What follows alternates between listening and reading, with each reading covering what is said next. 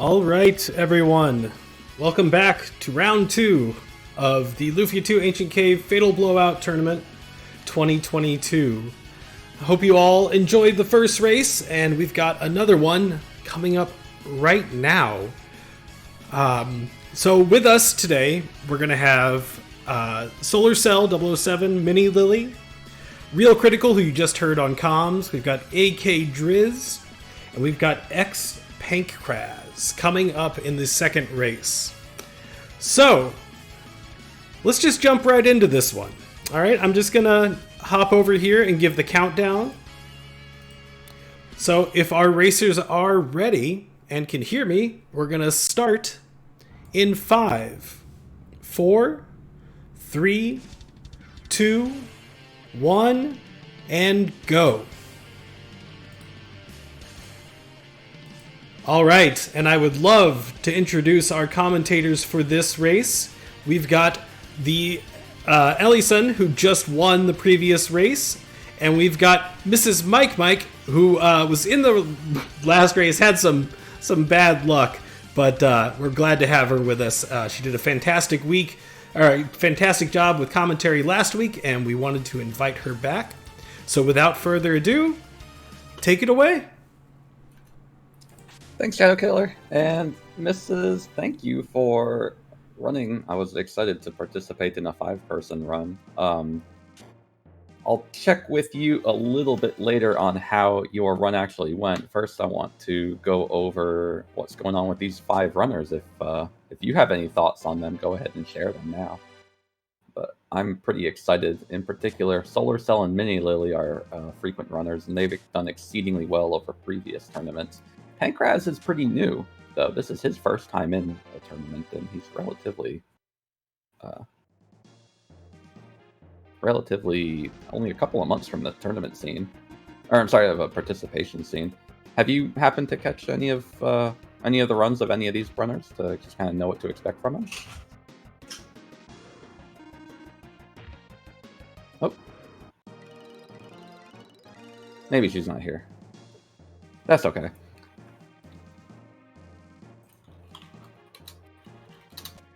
Pankraz getting a little bit of a late start. Looks like there was either a miscommunication or some kind of audio problem or something. Maybe he just didn't hear the go. It's alright. As you've seen, the runs can be pretty tight, but there's easy ways to squeeze out a little additional time by just foregoing a bit of effort here and there. And fortunately, it seems like the only person who is crazy enough to run a 3-person party is Solar Cell, if my eyes don't deceive me.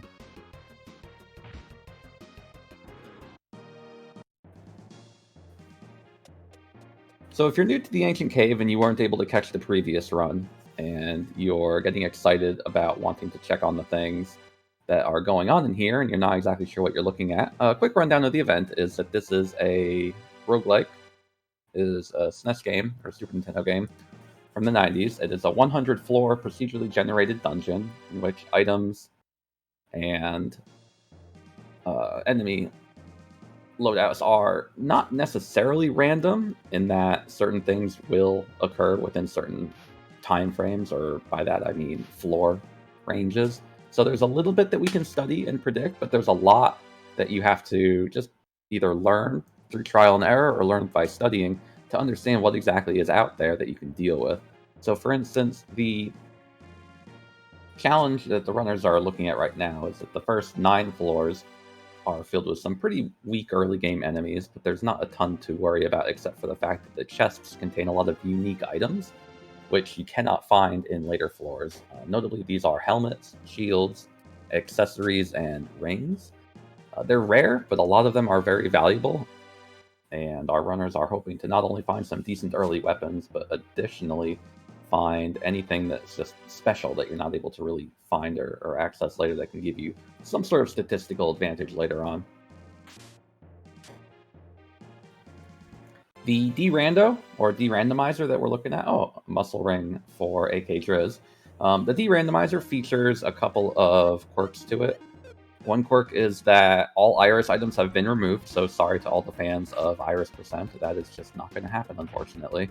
Additionally, Providence as an item was removed. That was for technical reasons. I won't get into that too much. But long story short, our runners are going to be finding chests that contain nothing but inventory that they can actually find uses for. So it's important that they open up chests to get whatever they can.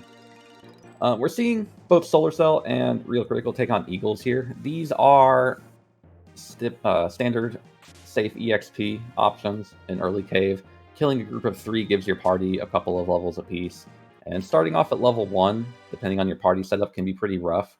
Getting to level 3 is a big deal because it effectively doubles everybody's HP. And when enemies at this stage are hitting for 15 to 25, the biggest problem is that most of the party members are 2-hit KO'd. Going forward, things get obviously more dangerous more quickly. But the Eagle EXP, like I said, doubles everybody's HP pretty much, which makes everyone be able to take a fairly reasonable amount of damage regardless of what their armor is. We haven't seen too much in terms of exciting chests, although we did see that muscle ring from AK Driz, proving that there are indeed rings in this setup, despite what the run for myself and Mrs. Mike featured earlier on. Did not see rings in round 1. There were no rings. There were hardly any rock drops. I don't know what you managed to find or acquire for yourself, but I looked around a lot and didn't find too many. Other than a pumpkin jewel, not so much for me. If only a pumpkin jewel was worth anything more than a little M defense. No, it's really just a slap in the face in a lot of ways. Well, speaking of slaps in the face, it looks like runner Lily, I'm sorry, I was getting the ring up. AK Driz and Pankraz were going through some technical issues. Things should be stabilizing for them, hopefully. So we should see AK Driz catching up here in just a minute. AK Driz being the bottom center runner and Mini Lily being the upper right. Man, I got their colors mixed up, so I was commenting on the wrong person. There's the muscle ring for Solar Cell. So Solar Cell is a mad lad. He did the same thing I did. He brought Decker and Artie, and that's it. And everybody else brought a 4-person party. I'm seeing a lot of Salons out there. And Salon is notoriously recognized as being one of the less exciting party members to bring into the cave. What do you think about her? It's very exciting. It is, yeah, right. It is exciting to watch. It's not exciting to play. No question. The high blood pressure character. Mm-hmm. Salon comes with a handful of perks. She has the largest equipment pool out of everybody that you can bring into the cave, even more than the hero, which is kind of nice. She has access to nice heal tile for RC. She has access to things that can give pretty decent damage at the jelly because her attack stat is respectable, her intelligence stat is respectable, and she has a pretty large pool of spells that she can access.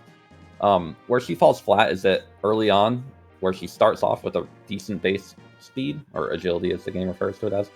Her agility takes until roughly level 33 to 35 to pick up, so she is a relatively weak in terms of durability character, low HP, low defense. She doesn't have access to the best armors, and she, much like Tia, died to a fart in the wind. Where Salon has an advantage is that she has access to the Cold Rapier and the Dragon Spear, 2 weapons that can boost agility, to make her function in a couple of different ways compared to how Tia would handle, where Tia is just naturally fast all the way through, but fairly weak. Salon with a Cold Rapier early on can kind of keep up with everybody into the mid-teen levels range, and the Dragon Spear can propel her to be a little bit ahead of everybody, with the exception of Artie, who she'll be relatively on par with. I'm not seeing very many very good spells. Never mind, there's Strong for Mini Lily. Strong is a big deal spell. If you were to think of spells being in tiers, because the majority of the spells in this game come in tiers 1, 2, and 3. Tier 1, healing, is Strong. It's the most MP efficient heal, and early on, a multi-target from Strong from Salon, Lexus, or even Artie can heal a party to pretty much full HP. It doesn't do much in terms of enemy damage, but at a cost of 3 MP, it is easily the most efficient spell that you can get for healing. So it's going to see a lot of value outside of combat and topping up party member HP for things like IP grinds or just in between combat. Absolute.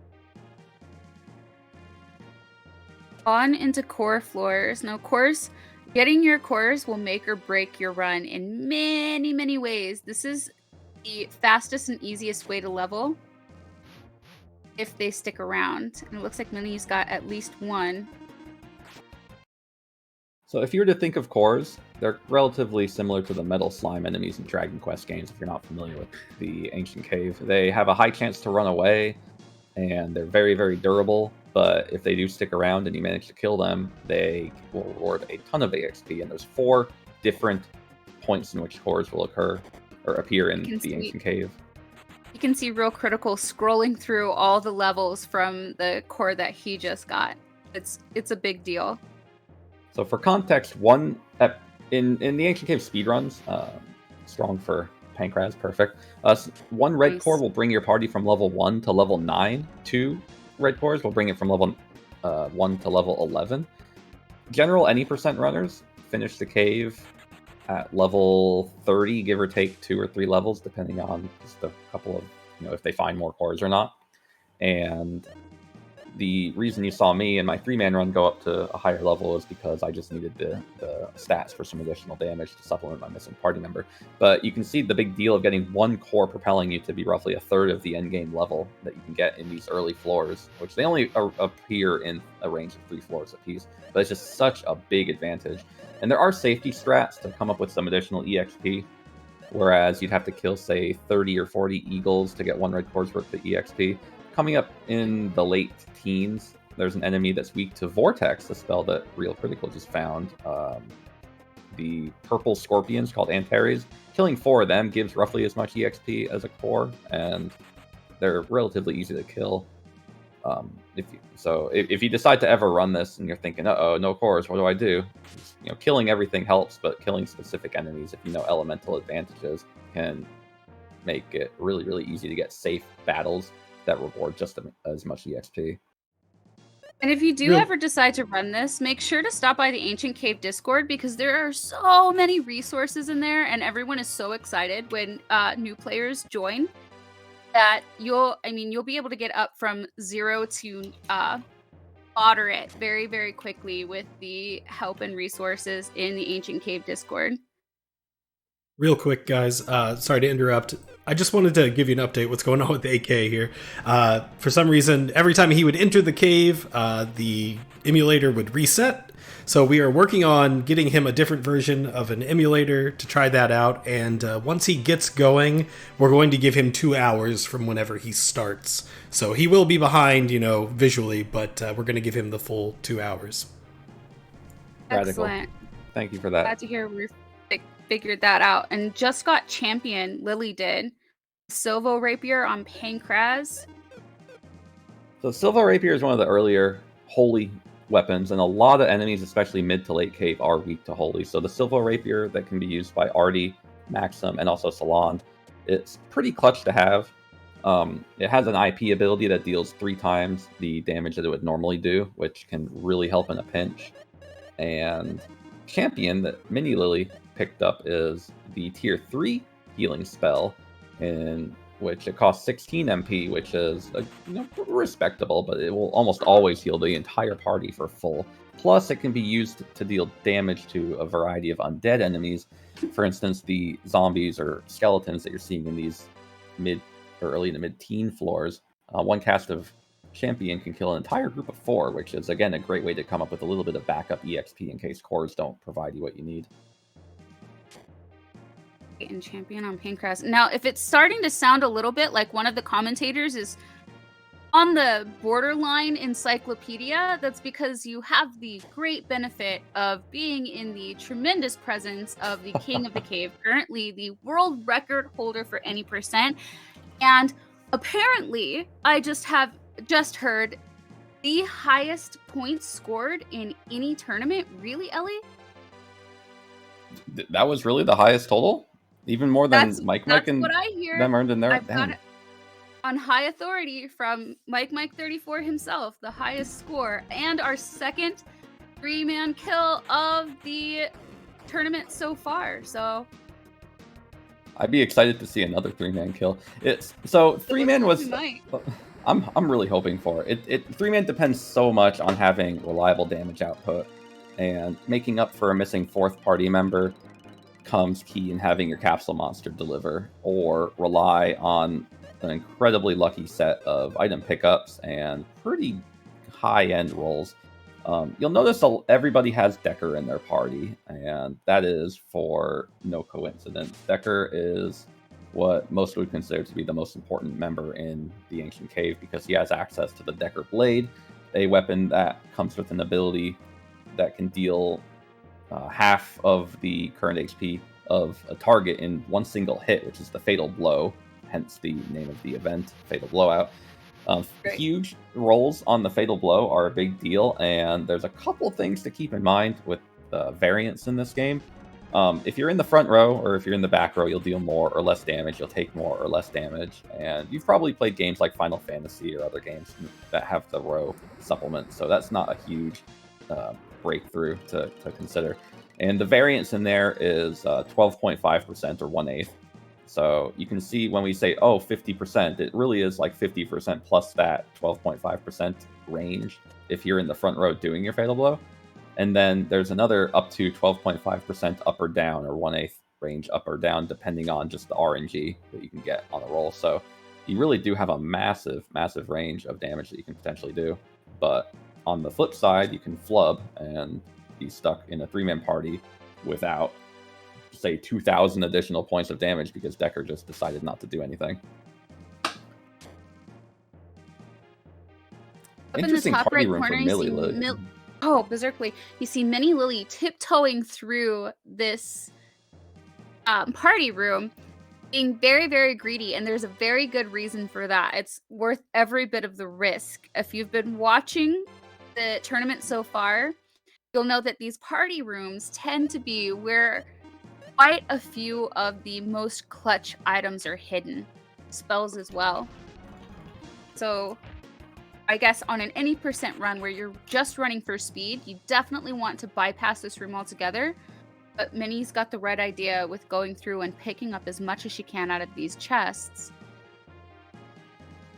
Lily's also playing it smart because she knows what the enemies here are capable of. The purple flying guys, they will try their best to stay 3 or more tiles away from you.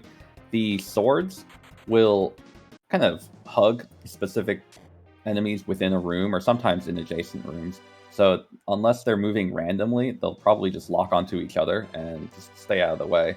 And because of the way the chests are, you can kind of plan to keep those little Sandman golems outside of the immediate range for yourself by trapping them behind corners and stuff. And once they're more than 4 tiles away from you, they just run away, which is super convenient. And by that, I mean they run away from you on the screen until you approach them. Then they are down to throw down. Interesting play by Solar. He is intentionally killing wisps, which are one of the more notorious early game oops, I ran into these, now I'm dead game enders. They're not terribly threatening, although they will almost always be faster than you. But he plays it intelligently by using an X-Boomer. There are a handful of items that you can get in the game that are consumable items that deal damage, and X-Boomer is the most powerful one in terms of just raw damage towards all enemies. Where Big Boomer and Boomerang deal more damage to flying enemies, X-Boomer is just a more powerful item, and it deals a pretty reliable amount of damage to all foes on the screen, regardless of how many there are. So, because Wisps are worth some decent EXP, he plays it safe and uses X-Boomer. It takes a little bit of damage, but manages to pull off a kill on an interesting enemy that most people don't fight. I was happy to see that. Salon is down for Pancras. Interesting for Pancras. He's got Salon. Well, that's not the interesting part. She's always dead. But Darby, on Pancras's screen, the lower right, has an interesting play. You saw him use the Trance Maker ability, which confuses all enemies other than bosses or undead enemies. And what he manages to get with it is the enemy to punch itself, which is super convenient. Enemies that are confused cannot cast spells, they cannot use abilities, they can only attack one time per turn. So certain enemies like ninjas that can go up to 2 times per turn, or enemies that are notorious for casting spells or defending like genies in the late cave, they are much less threatening if you do manage to pull off a confusion, making Darby 1 relatively decent for a baby level 1 capsule monster that doesn't offer much in terms of damage output. Now, you can't control what a capsule monster does, but the fact that it is possible to have a level 1 capsule monster or a form 1 capsule monster still contribute makes not having to feed your pet until you need to that much more useful.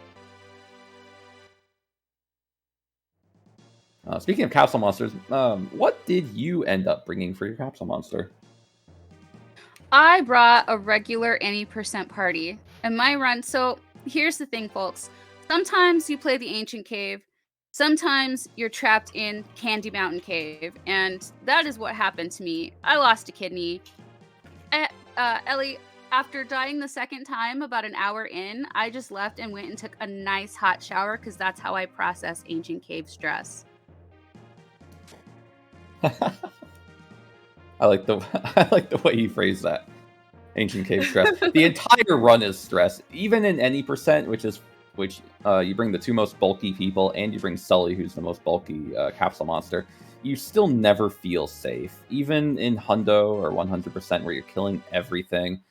There really is never a point in which you are absolutely scot-free, guaranteed to make it to the end of the cave. There's still things that can instantly kill you. There's still things that deal high damage, like the gold dragons or leeches that you fight later on. Ads from your right. Twitch ads can absolutely crush an event. Mini Lily's coming back live, it looks like. Sorry. I gotta ask you though, Ellie. You're absolutely right. The cave chooses who lives and chooses who dies. But did you say Sully was the beefiest capsule monster? We're gonna have to discuss this. I say bulk as in he can take the most punishment. Okay. I absolutely feel as though there are beefier options when you use that word specifically, but bulky in terms of HP and defense, it's the little radish. Well, the big head. All right. I was just wondering because Darby's pretty much the hardest hitting and most reliable. So Darby and Sully, you make a good point there. That's actually in any percent speedrunning, Sully is brought often because he's the slowest, and therefore he is not going to act out of order when you're trying to run away from combat, or you can end a battle before Sully gets a turn, saving frames, of course. And his attack animations aren't really animations. There are a few that have a really, really quick animation that just flash the screen twice and that's it. Or they're just attacks that have a name just appear on screen, which doesn't actually slow anything down. Darby, on the other hand, he's a little bit weaker. He's faster. He can typically outspeed Maxim, and he definitely outspeeds Decker and Guy. He has attacks that come with some long animations, as long as Zap that you saw in my run with Evil Aura, and some others. But Form 2 doesn't have any animations, and you may have seen me running Darby 2 for a little while. It's because I just wanted someone to punch that wouldn't waste time, because time is of the essence in an event like this.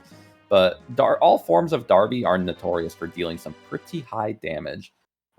Darby Form 3 and Darby M Form, which I was almost about to run myself, they are also capable of attacks that have the ability to instantly kill enemies. And what are we looking at on Pancras's screen? That was a brutal assortment of blue mimics. Fortunately, he does not have to battle them. Penny and Real Critical are neck and neck. They were just step for step there for just a little while. What we're seeing here showcased from all the runners is really great footwork. So all of the monsters on different levels throughout the cave, they have their own movement patterns. Some of them were only just discovering what the patterns actually are. But these runners are showcasing some really amazing situational awareness, I guess you could call it, by knowing exactly how these monsters move and keeping themselves alive by getting around them brilliantly. And that's really saying something. I know Solar Cell, real critical. Any Lily, they're veterans in the cave, but Pancraz is brand new. I think this is his first tournament, just came over from the Final Fantasy Free Enterprise community, and is really has clearly put in some time to learn the monster movements and strategies. I'd be interested to hear like how much time he's put in. So yeah, for a quick break of context, Pancraz being active in the Final Fantasy IV speedrunning community is no laughing matter. He's very acclaimed over there. He came into the Ancient Cave community roughly 6 months ago, and 4 months ago got a Ancient Cave any percent run in under an hour, which is quickly becoming the benchmark for a lot of cave runners. Where my record, or the world record, is 45 minutes. And there's one other runner that held that record for a long time. We now have over 15 people that have completed runs in under an hour, and it is, like I said, quickly getting to the point where you see veterans who are studying for years trying to get this low on time. Pancraz just shows up out of the blue, pulls off, I think it was 56-minute run or 57-minute run, and just leaves. And yeah, it's just entertaining to see someone who's relatively new in the community pull something off like that. And just not be a prolific runner like some of the other people here are. I'm so in awe. Like, you can't tell from my run, but I've actually been doing this for a few years now. I'll never have a sub 1, and the reason for that is I can't leave chests alone. I just think it's amazing how the best runners, how the fastest runners are able to pick and choose what chest they open, because every time I see a shiny, I have to grab it. Speaking of chests, there's a lot to consider too. There's certain ranges in the cave in which chests give you a valuable item or pool of items, and blue chests, of course, giving you fantastic items. They are coveted as being some of the more important ones for survival, like you saw in the earlier runs if you're watching, where anyone who brought a girl found a lot of items that made Tia or Salon very, very bulky. Gades blades, which are notorious for being one of the highest single damage output weapons that you can find. But red chests as well have a lot that can be valuable. Spells, of course, gear like helmets, swords, etc. They slowly fill into the red chest pool over time. Spells you can pick up at any time. Nice swipe from Pancraz, by the way, not getting that heal tile. But yeah, the need to pick up chests because you never quite feel ready or quite feel bulky enough is absolutely there. And it took me a couple of years to get to the point where I could comfortably say, okay, I don't need this chest. I don't need that chest. And it absolutely is challenging to get to that point. Welcome AK Driz into the competition, by the way. After 27 minutes, he's finally ready. Starting with a good party, swapping Artie for Tia, and dropping the 10 starting potions, which is a bold move. For those who don't know, again, you can pick your party in this run, and when you jump into the cave, you're running in basically with nothing on but a burlap sack over your head and 10 potions to your name. The 10 potions are great because after you level up once or twice, a potion will heal you full, and you can't take that much abuse early on. So getting rid of your only form of sustainability is, well, they're doing it for the points, obviously, but it sure is a bold move to do if you're trying to do this in a tournament setting. No question. And now what this tournament, I'm sure they said it in the last run, but what this tournament is, or has going for it, that the others have not, is that it's de-randomized. So all of the runners are running the same seed for the first time in cave tournament history.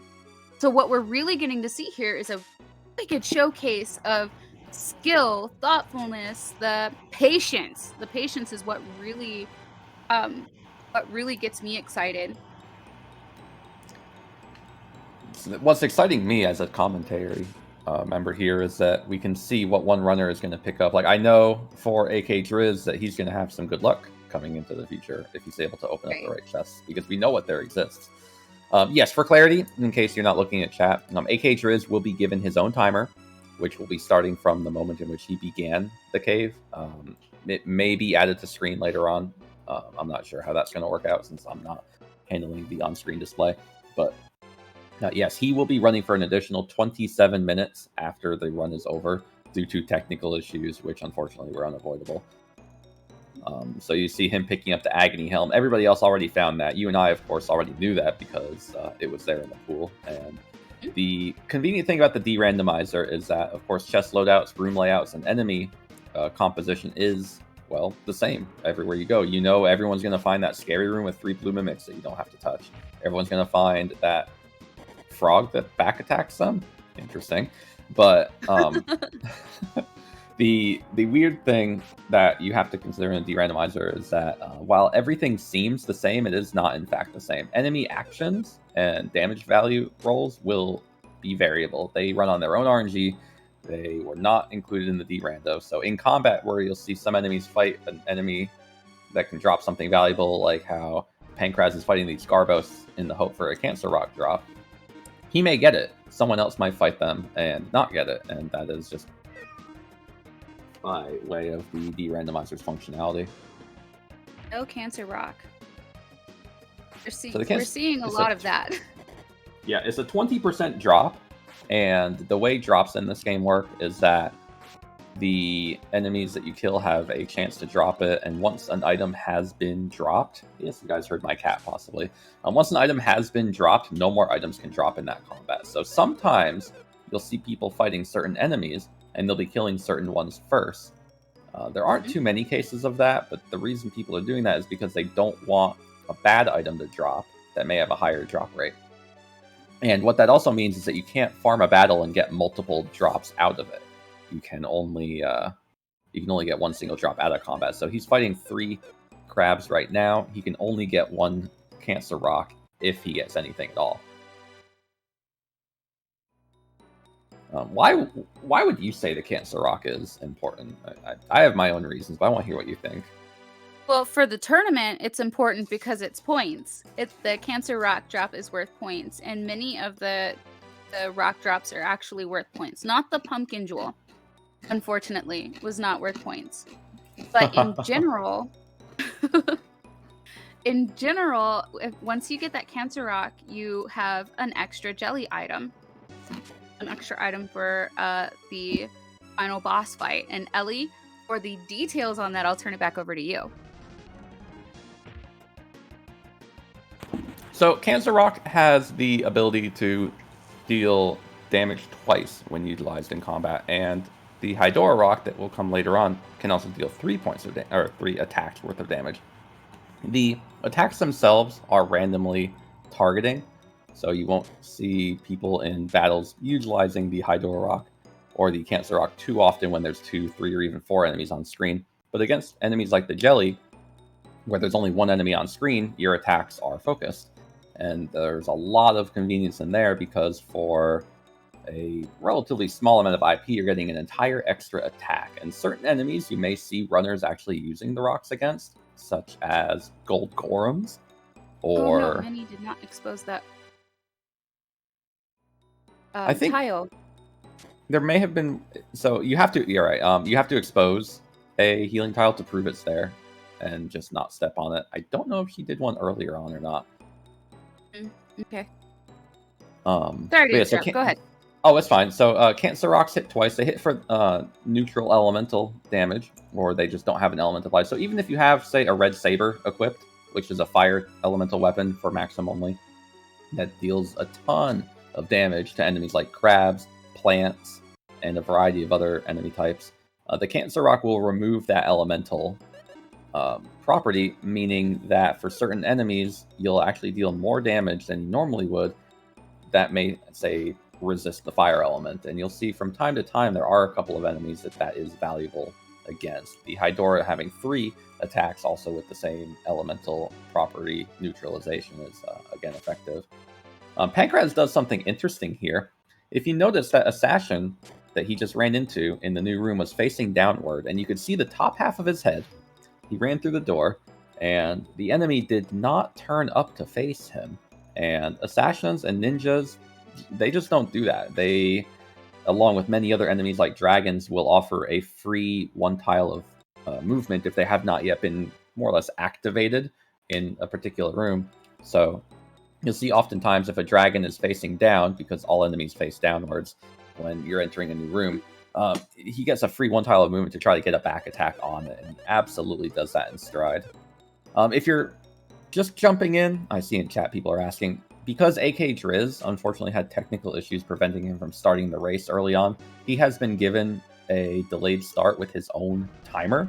That timer is for AK Driz and AK Driz alone.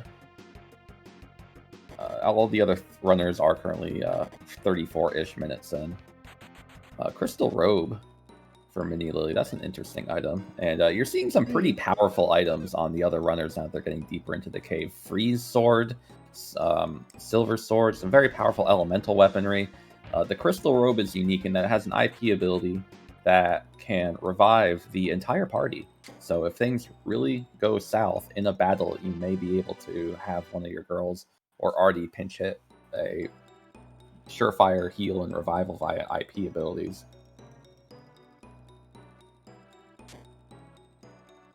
So we have an identical battle on Real Critical and Mini Lily's screen as they're both hunting for the elusive Cancer Rock, while the second of the core type enemies has appeared on Pankraz's screen, which appeared just before these Garbosts. The blue cores give about 11,000 EXP, whereas the red cores give a little over 2,000 EXP. So you can immediately see the value in killing cores and getting all that juicy EXP for quick levels that absolutely matter the deeper you go into the cave. Where the core battling is unique, they have an incredibly high defensive stat.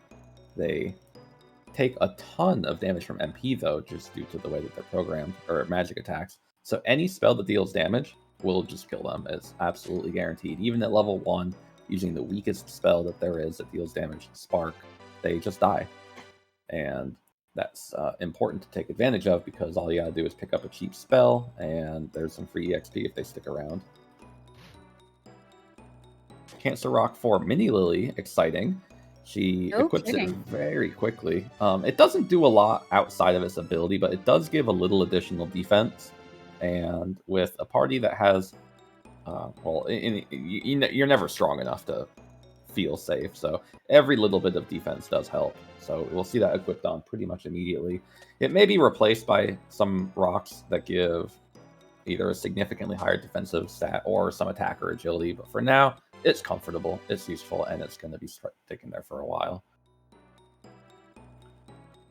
No question. It looks like Pankraz is going to try and go for Hedora rocks. Now, another reason that Cancer rocks tend to be better than Hedora rocks is simply because Cancers are so much easier to defeat. Hedoras can quickly end your run. And that's right. Cancer rocks, they are dropped by 2 types of enemies. One is a rock, or an enemy called Cancer, which appears in the 20s. They're not the most fun enemies to deal with, but they're pretty weak. And then the second one's Garbosts, the blue crabs that you're seeing right now.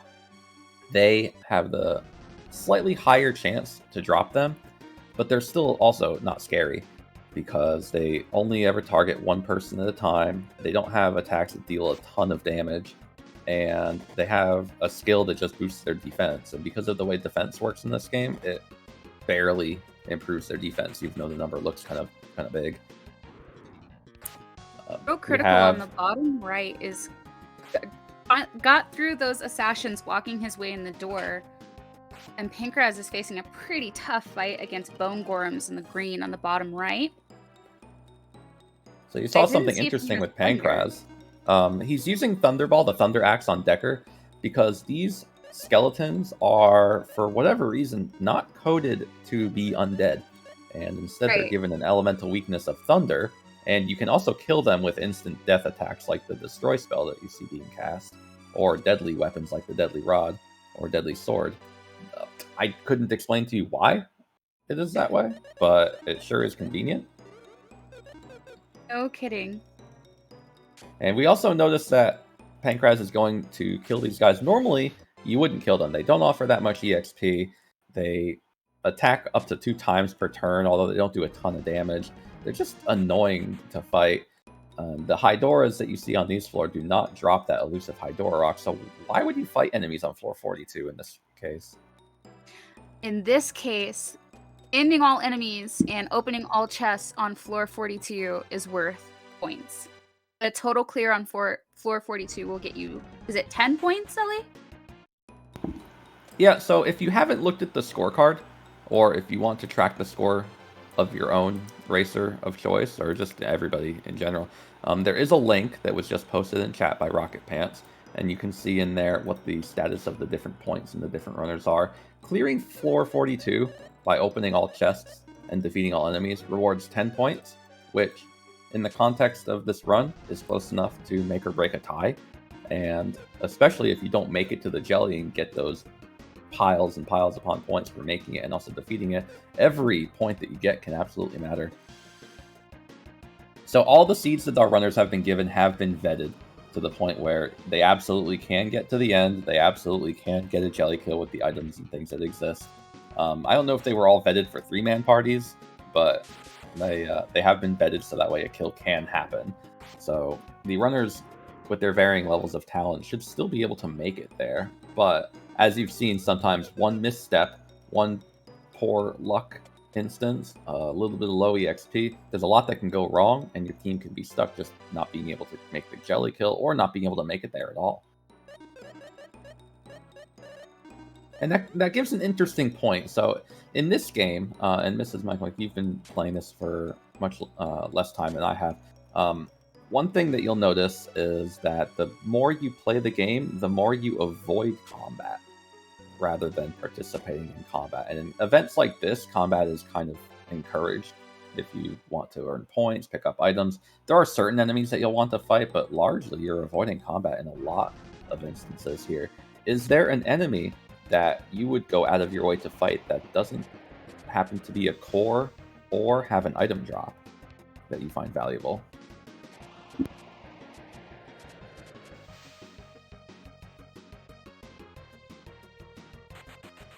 Oh, you can answer that question in a minute here.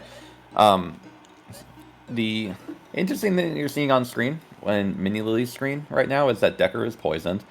Stat effects like sleep, confusion, and paralysis, they are cured outside of combat, or after you leave combat.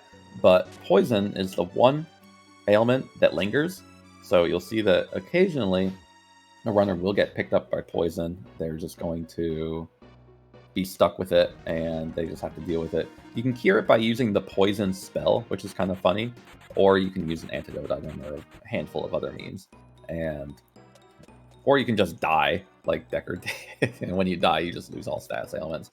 But again, you very rarely see players curing status ailments in combat. Many of them will heal on their own over time, and some others, like poison, where they don't heal over time, they don't do too much to slow you down. It deals a negligible amount of damage each turn, and outside of combat, it doesn't deal anything at all to you, so you don't have too much to worry about. Nice core for Solar Cell, giving him additional EXP that he absolutely needed, solidifying his comfort as the current leader in this race.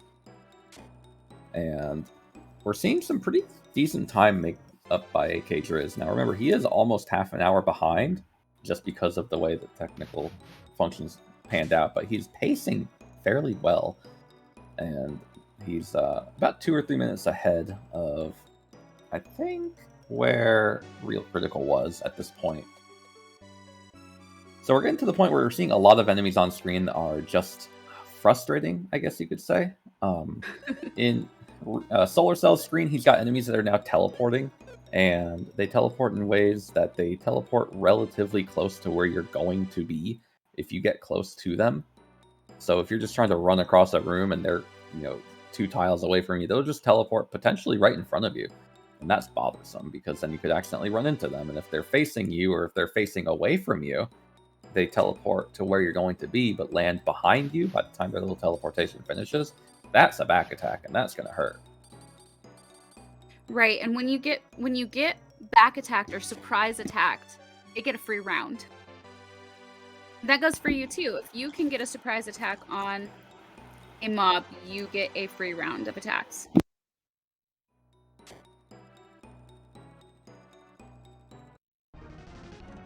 Now, in terms of being able to get a surprise attack, not all enemy...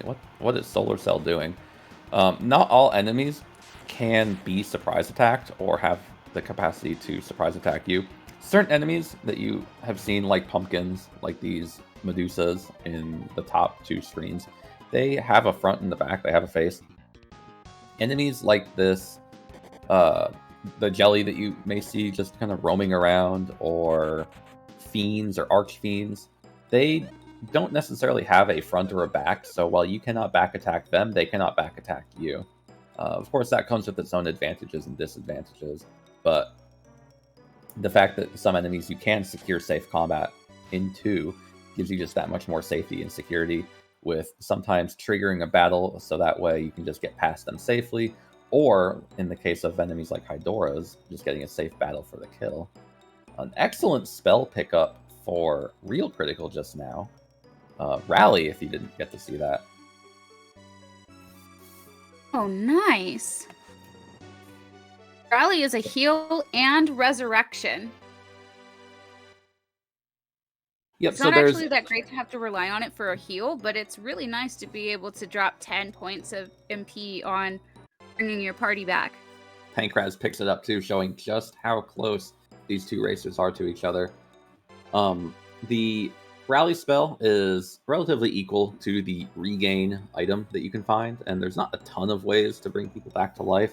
A miracle will bring a party member back to life and heal them completely, both HP and MP. The regain and the rally spell will just bring a person back to life with 100 HP, or it'll just heal for 100 HP.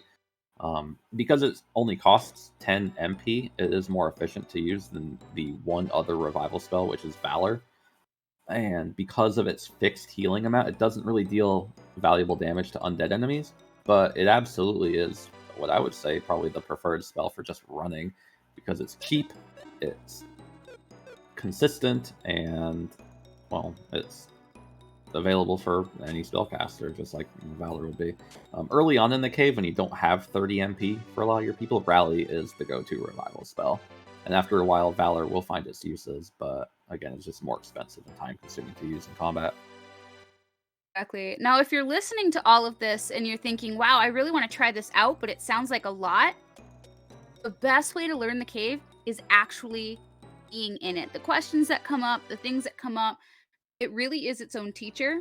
And also the support inside the Ancient Cave Discord will help you learn everything a lot faster. So you can actually become competent in the cave very, very quickly through practice and in the community. So if you're hearing this and you're thinking, wow, that really sounds like a lot to wrap my head around, I'm a very busy person who has figured this out. I mean, don't judge me by my last run, but it actually is just a matter of repetition. The learning is easy. I'm not going to promise that you won't get frustrated. Controllers have exploded, but the support is definitely there. So if it looks fun, try it out. Yeah, we're always happy to have people in the community come in and happy to explain strategies, value of items, characters, etc. One item that you actually saw picked up on, I don't know if Real Critical got it, but I saw it on Pankraz's screen, was the Curse Lifter. Curse Lifter is such an important item, and it was found on the floor in which Brin's Lizards are that can drop Twist Jewels 445, which is, again, just a very important floor. Deadly because of the ninjas that you can see on Real Critical's screen, but valuable because of the Brin's Lizards that you may have seen runners go for in the past. What is a Curse Lifter good for? So you have a number of cursed items. What is that? The Dark Mirror. Let's stick with the ones that are really great. Your Deadly Rod and your Deadly Sword. Both of those are cursed items. So to be able to unlock them, uncurse them, and use their IP attacks, you have to have a Curse Lifter. And those IP attacks do a percentage of damage. It differs per item, anywhere from 1/8 to 1/4 damage. So you want those unlocked for that final boss fight. So yeah, if you have a cursed weapon, it's effectively given a sticky status in that you can't unequip it without a Curse Lifter. Once you have uncursed a cursed weapon, it stays uncursed, which is nice. If it has an IP ability, then it will unlock itself and be usable. The Deadly Rod and the Fatal Pick, which are both usable by the same 3 characters, Artie, Tia, and Salon. All 3 of which have access to both the Fatal Pick and the Deadly Rod, and the Fatal Pick does not come with an IP ability when you uncurse it. The Deadly Rod comes with an ability that deals 1/8 of the foe's current HP and damage. It can be used up to 3 times in combat, which is very, very valuable at the Jelly Battle, depending on your setup. Usually it's useful for a second use, not necessarily always a third use, but the Fatal Pick not having an IP ability at all is inconvenient.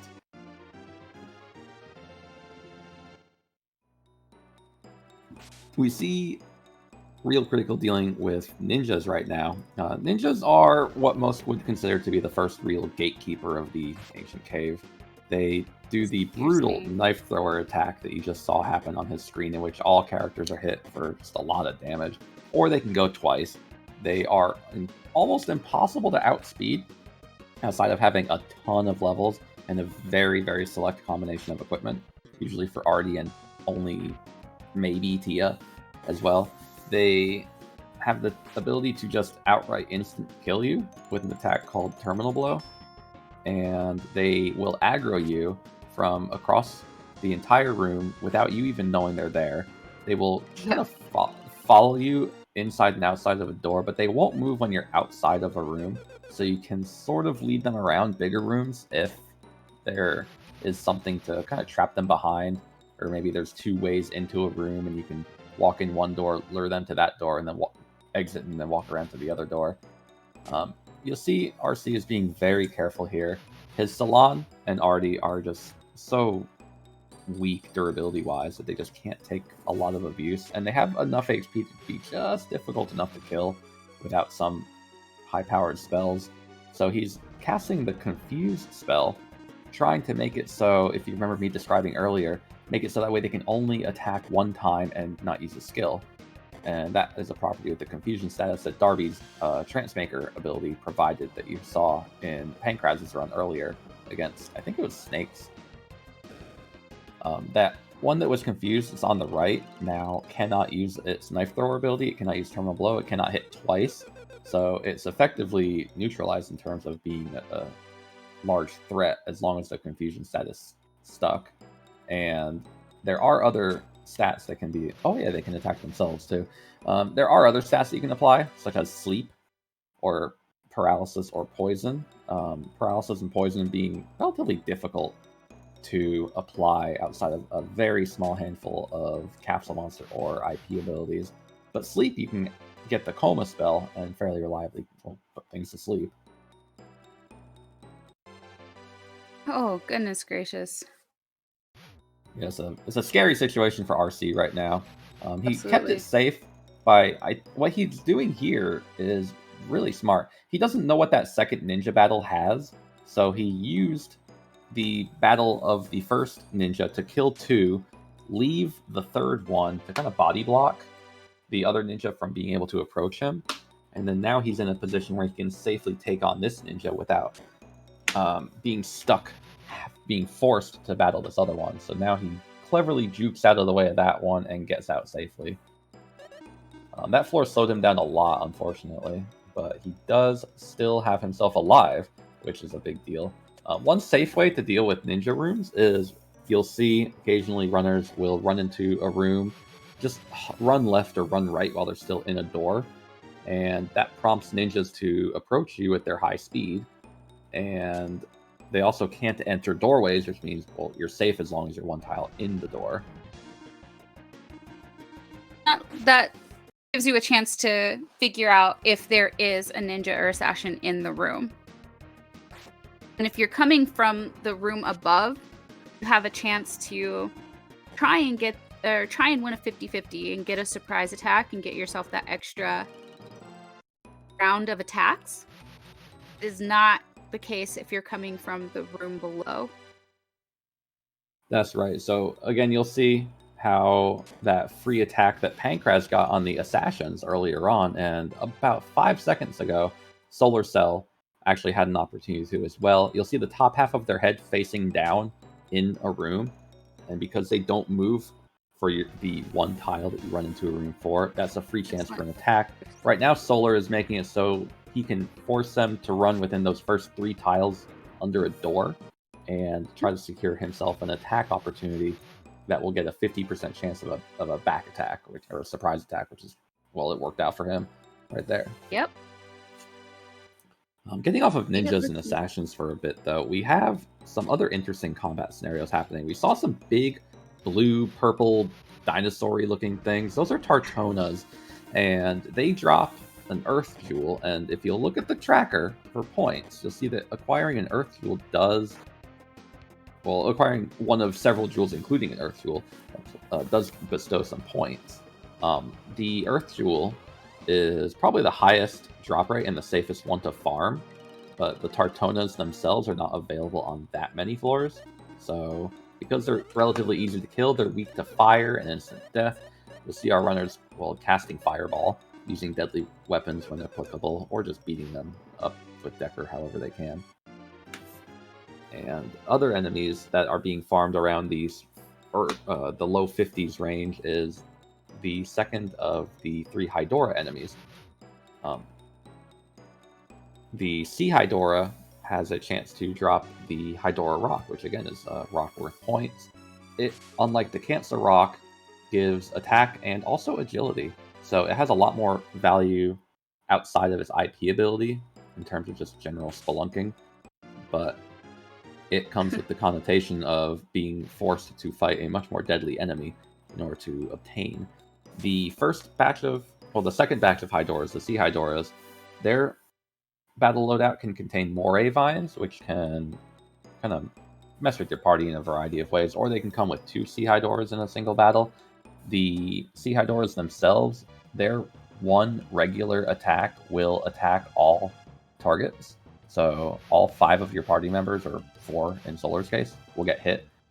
And they deal a fairly high amount of damage, so where they give a lot of EXP and they have to drop, if you try to approach them with deadlies and you miss, you're probably going to take a little bit of damage back. The High Hydoras coming up shortly thereafter, they fly, so they have an additional weakness compared to just the base ice that all Hydoras have. And they have several hundred more HP, but their standard attack, instead of attacking all targets, they can deal up to 5 attacks. And they are randomly assigned, so people like Salon taking 2 or 3 are going to die. Maxim taking 3 will probably die. Decker taking 5 might die. And because they're scattered and there could be up to 2 high Hydoras on a screen, that could be potentially 10 attacks that you're taking. Both Hydoras also have a spell that they can cast, which is by way and far the recommended option to take damage. But we may see our runners try to confuse them or put them to sleep if they lack a powerful ice elemental damage attack or comfort with their deadlies. I just want to take a second to gush over AK's pacing. Pacing is absolutely spot on, and as if hoping for the best of luck with the right items and hoping for the best of luck with the this diaspora isn't enough. There's also that 2-hour timeline. So you want to stick to around a minute a floor with maybe a little bit of padding for some really difficult floors and really difficult movement puzzles. And I know it looks like AK is behind, but he got a really late start because of technical difficulties and is just pacing spot on.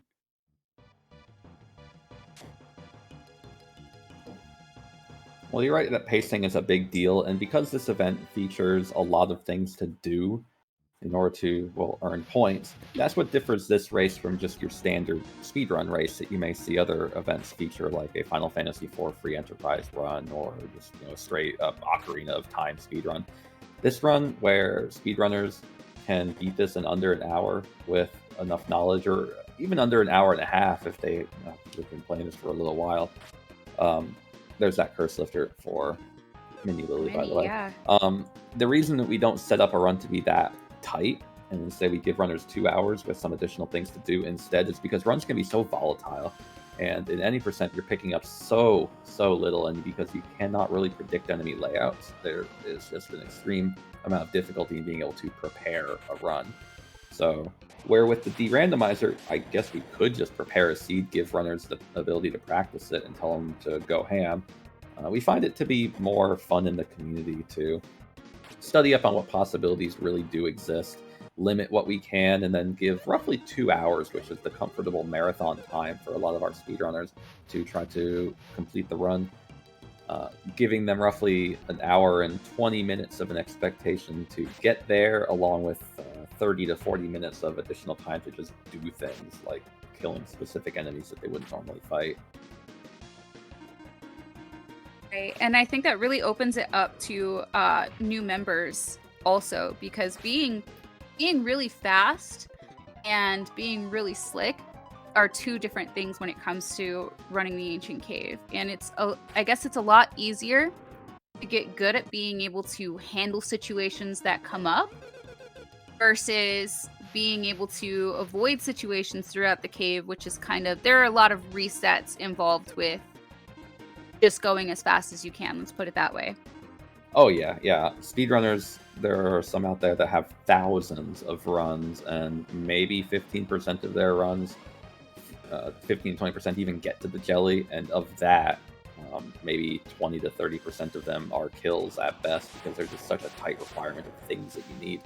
And sometimes you're just stuck in unwinnable scenarios where, say, a blue mimic or a party room full of ninjas are just right in your face, and you haven't been given the tools that you need in order to defeat them. And even if you were to, say, open every chest and kill every enemy, maybe you're still stuck getting to that floor 30 blue mimic that's blocking a doorway, or spawns on top of the stairs and is therefore incapable of moving off of them. And you're forced to fight them, and they just AoE your entire party down. So that's why we, again, give runners just these 2 hours of time to give themselves the additional padding that they need, kill some stuff, which gives them the benefit of EXP, as well as any tools or items that they might need for drops. It's just, it sets things up to be more safe and more fun for the runners. Right. More opportunity. So again, we're seeing the Hydora battles. Solar Cell is fighting some blue ones, and Real Critical is fighting gray ones. The blue ones are on floor 42, and they are the ones required for the floor 42 battle and chest clear. And the Sea Hydoras, plus that Moray Vine, are the ones that drop the Hydora rock. Everything does look like it works out for the two of them, but there's additional combat on the right side of your screen, featuring ninjas and a pile of Moray Vines, which can just really, again, mess with your party, the ninjas, by just decimating you with outright damage. As you can see, Lily just getting torn apart by them, and the Moray Vines potentially confusing your entire party. Now, picture this. You give Artie, and also maybe Salon, a Deadly Rod. You enter a battle with 4 Moray Vines, and your party is set up in such a way where you're going to, battle the vines. Your 2 deadly users miss, maximum dead per kill 1, and then the one they're remaining, they end up confusing your entire party. You now have 2 deadly rod users that can just kill themselves or the other members of your party, like Decker, and there's nothing you can do about it.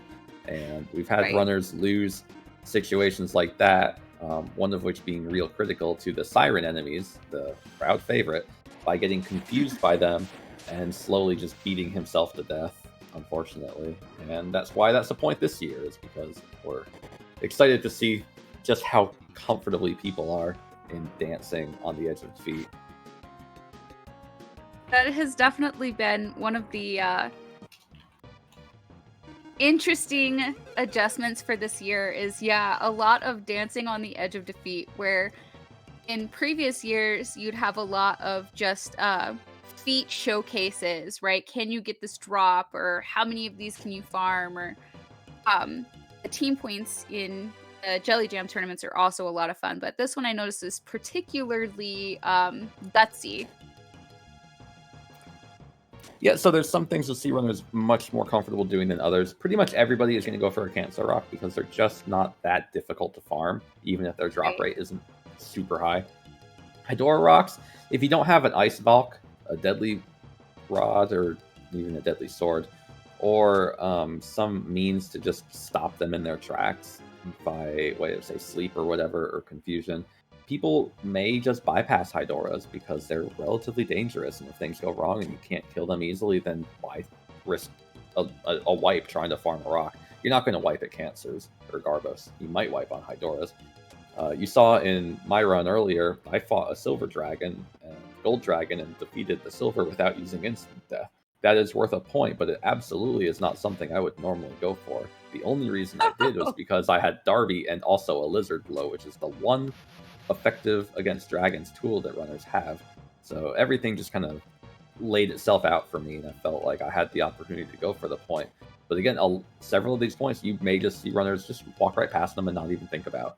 And I absolutely cannot wait to watch your run later. But I have to ask, can you tell everybody, where do points come from? So Where do point incentives come from? Yeah, like point incentives tell us about come how from... we organize these. So I had nothing to do with the points this year, but I did put on the Jelly Jam event in the past, and I've been doing that for a couple of years now. Point incentives are a delicate balance in trying to find just how much you can force a runner to do without scaring them away from the incentive itself.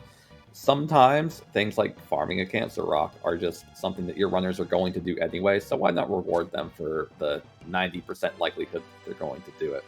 Other times, it really depends on you having just the right stuff and enough time to do it. For instance, you see Mini Lily trying to get this Hydora by counting to 3 each time to try to wait for it to move against the wall. That implies that she has the capacity to defeat it. And if she didn't, then, well, she'd just move on. When trying to come up with points for an event, event runners like myself, Creekspire, Decker Blade, exciting find. Yep.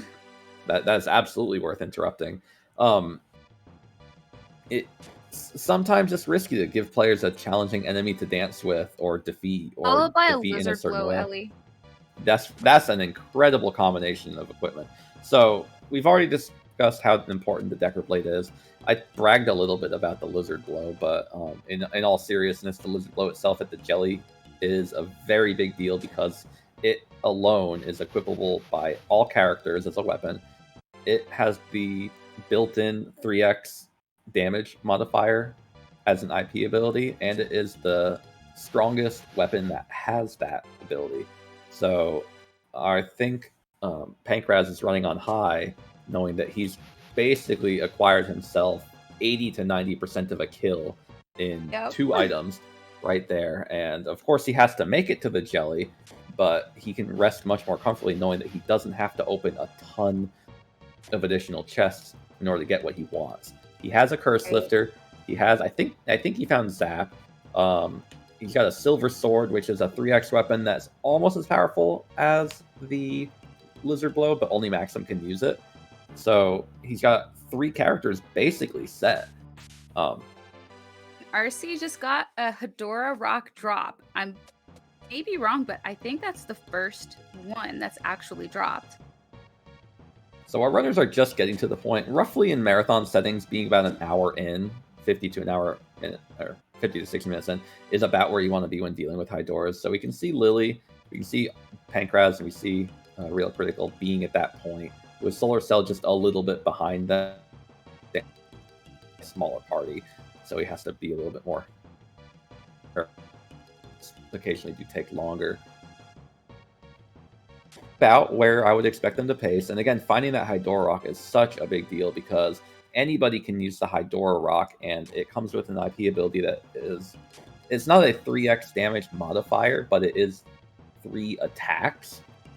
So you can equip a stronger weapon than the Lizard Blow, say a weapon that you find in a blue chest, like a Sky Sword or something. And that, combined with a Hydoras Rock, will give you several hundred more points of damage, which are very, very valuable for dealing with the Jelly. So Pankraz's team is, again, just about set. He can give the Lizard Blow to Salon. He can give the Silver Sword to Maxim, the Decker Blade to Decker, and just toss out some spells and probably be comfortable. Although he may want a Gorgon Rock or a Deadly Rod to just do a little additional fractional weapon damage, but he is basically ready for a kill. You can see he's dancing with a green dragon here. This green dragon is actually a white dragon, and it drops the Holy Fruit. Because he has Darby, Darby can evolve to his M form and again score points. And the M form of Darby, while not being the best for the jelly, is respectable and also, well, gives more points. Oh, I haven't seen Lexus today. Somebody just picked up a Figuru. I wonder why. So Voodoo brought Lexus in his run earlier. That was the one. He was the one that raced with you and I. But I don't think anyone else brought Lexus in our group. And yeah, you're right. No one brought Lexus in this group, which is a good point. Would you bring Lexus? Why wouldn't you have brought Lexus? Oh, I can't stand Lexus. He's probably the squishiest character. Squishy, slow, just hard to find his items for him. The game, he's annoying. Now that's uncalled for. Scary room for real critical here. He's got some spooky dragons and just a pain in the butt to deal with getting around this plant. He wants to get a back attack on this dragon, but he may not get the instant kill. If he doesn't, black dragons can mess with you. I have personally seen black dragons wipe an entire party with one destroy. And that's a good point too. Some enemies have spells, and some of them will multi-target with their spells. It's an incredibly low chance to kill with destroy when multi-targeting. Enemies that do pull that off will probably live in the back of your head forever as something to watch out for. Forever. We see gold Gorums on Pankraz's screen, and they are half of a point incentive in defeating both of the gold enemies that exist. He's scoping them out to see just how dangerous they are. Gold Gorums resist every element, but they can be sniped by instant kill, and also neutral element, which is a big deal. He's going to try to set up an opportunity where he could get a back attack on them, kill some with a deadly option, and also maybe have a character like Decker use a weapon like a trident, a halberd, or just some other non-elemental weapon to get the kill for. It looks like he doesn't feel comfortable killing them, which is fine, because if you fail to kill gold Gorums, then they have an ability to use Golden Mist, and 2 Golden Mists will very likely wipe your entire party, even Decker. Absolutely. Which is unfortunate. We're seeing Behemoths on Mini Lily's screen, and they're an enemy that you would almost never battle. Why would Lily be battling them?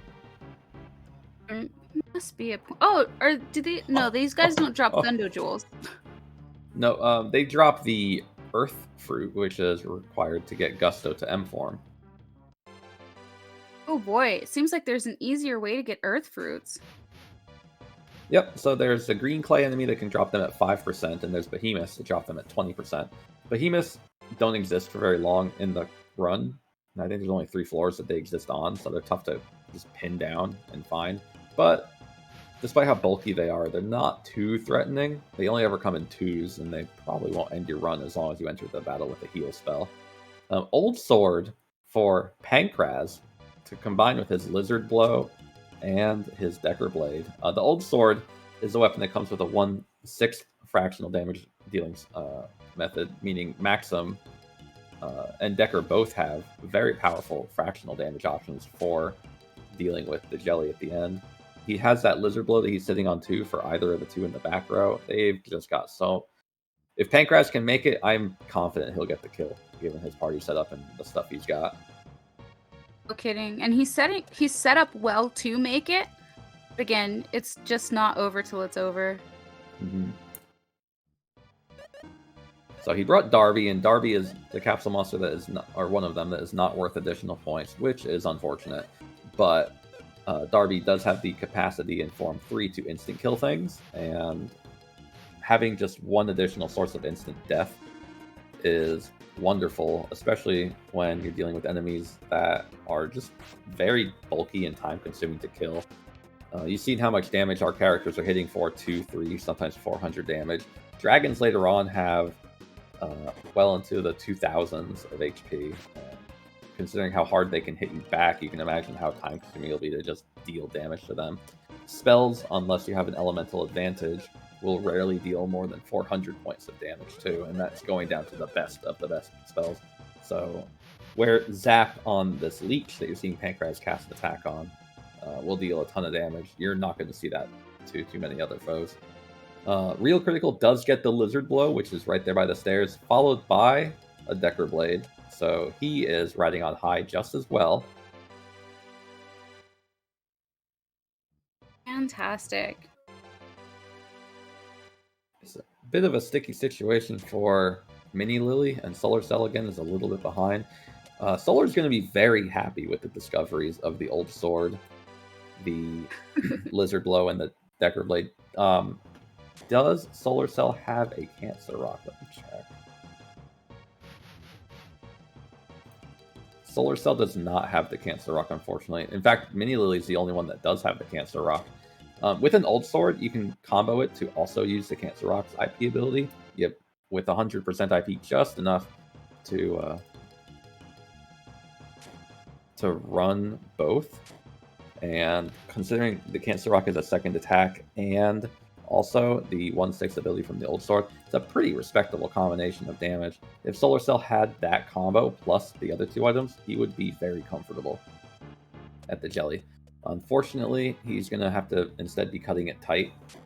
But again, there's more cave, and once you hit floor 60, the Myth Blade enters the pool, which could be a powerful combination as well, as you would know if you happen to see my run from earlier on. So we see RC using the Hydora Rock's IP ability, which is something that is, again, rare, but valuable, because Gold Gorms don't resist the neutral element, and they have about 500 or so HP. They take reasonable damage from that IP ability, making it much, much, much easier to deal with them in combat. And because this seed apparently lacks effective deadly options outside of the Destroy spell, he's going for that Gold Gorm point, and he's trying his best to get it safely. Ooh, ouch. And still, these punches are what you want to see, because Golden Mist is really painful and it's AoE, so you can lose your party pretty easily to that attack, especially with more Gold Gorms. Now, if I remember right, to get that point incentive, you don't actually have to wipe out two groups. Just one of each, a Gold Gorm and a Gold Dragon. Is that right? Correct.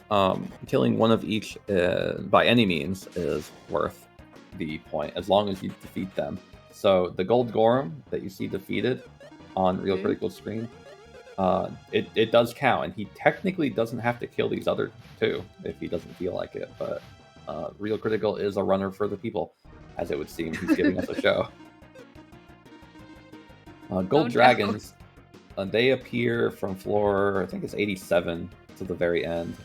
Oh, Pancraz makes it to 50, that's right. I guess he was the first one there. First one to 50, point. Yep.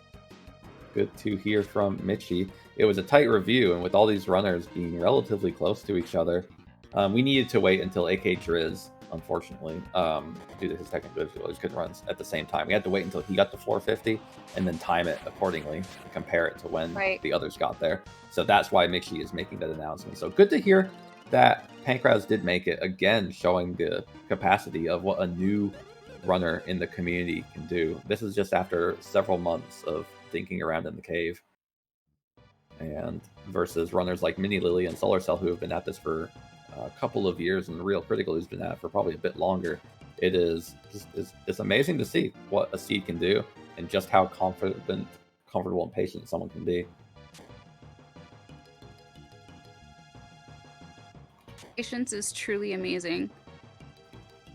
It can be tough to watch, but really, truly playing, it's so much to keep in mind. Patience is probably the most difficult skill to hold on to through all 99 floors.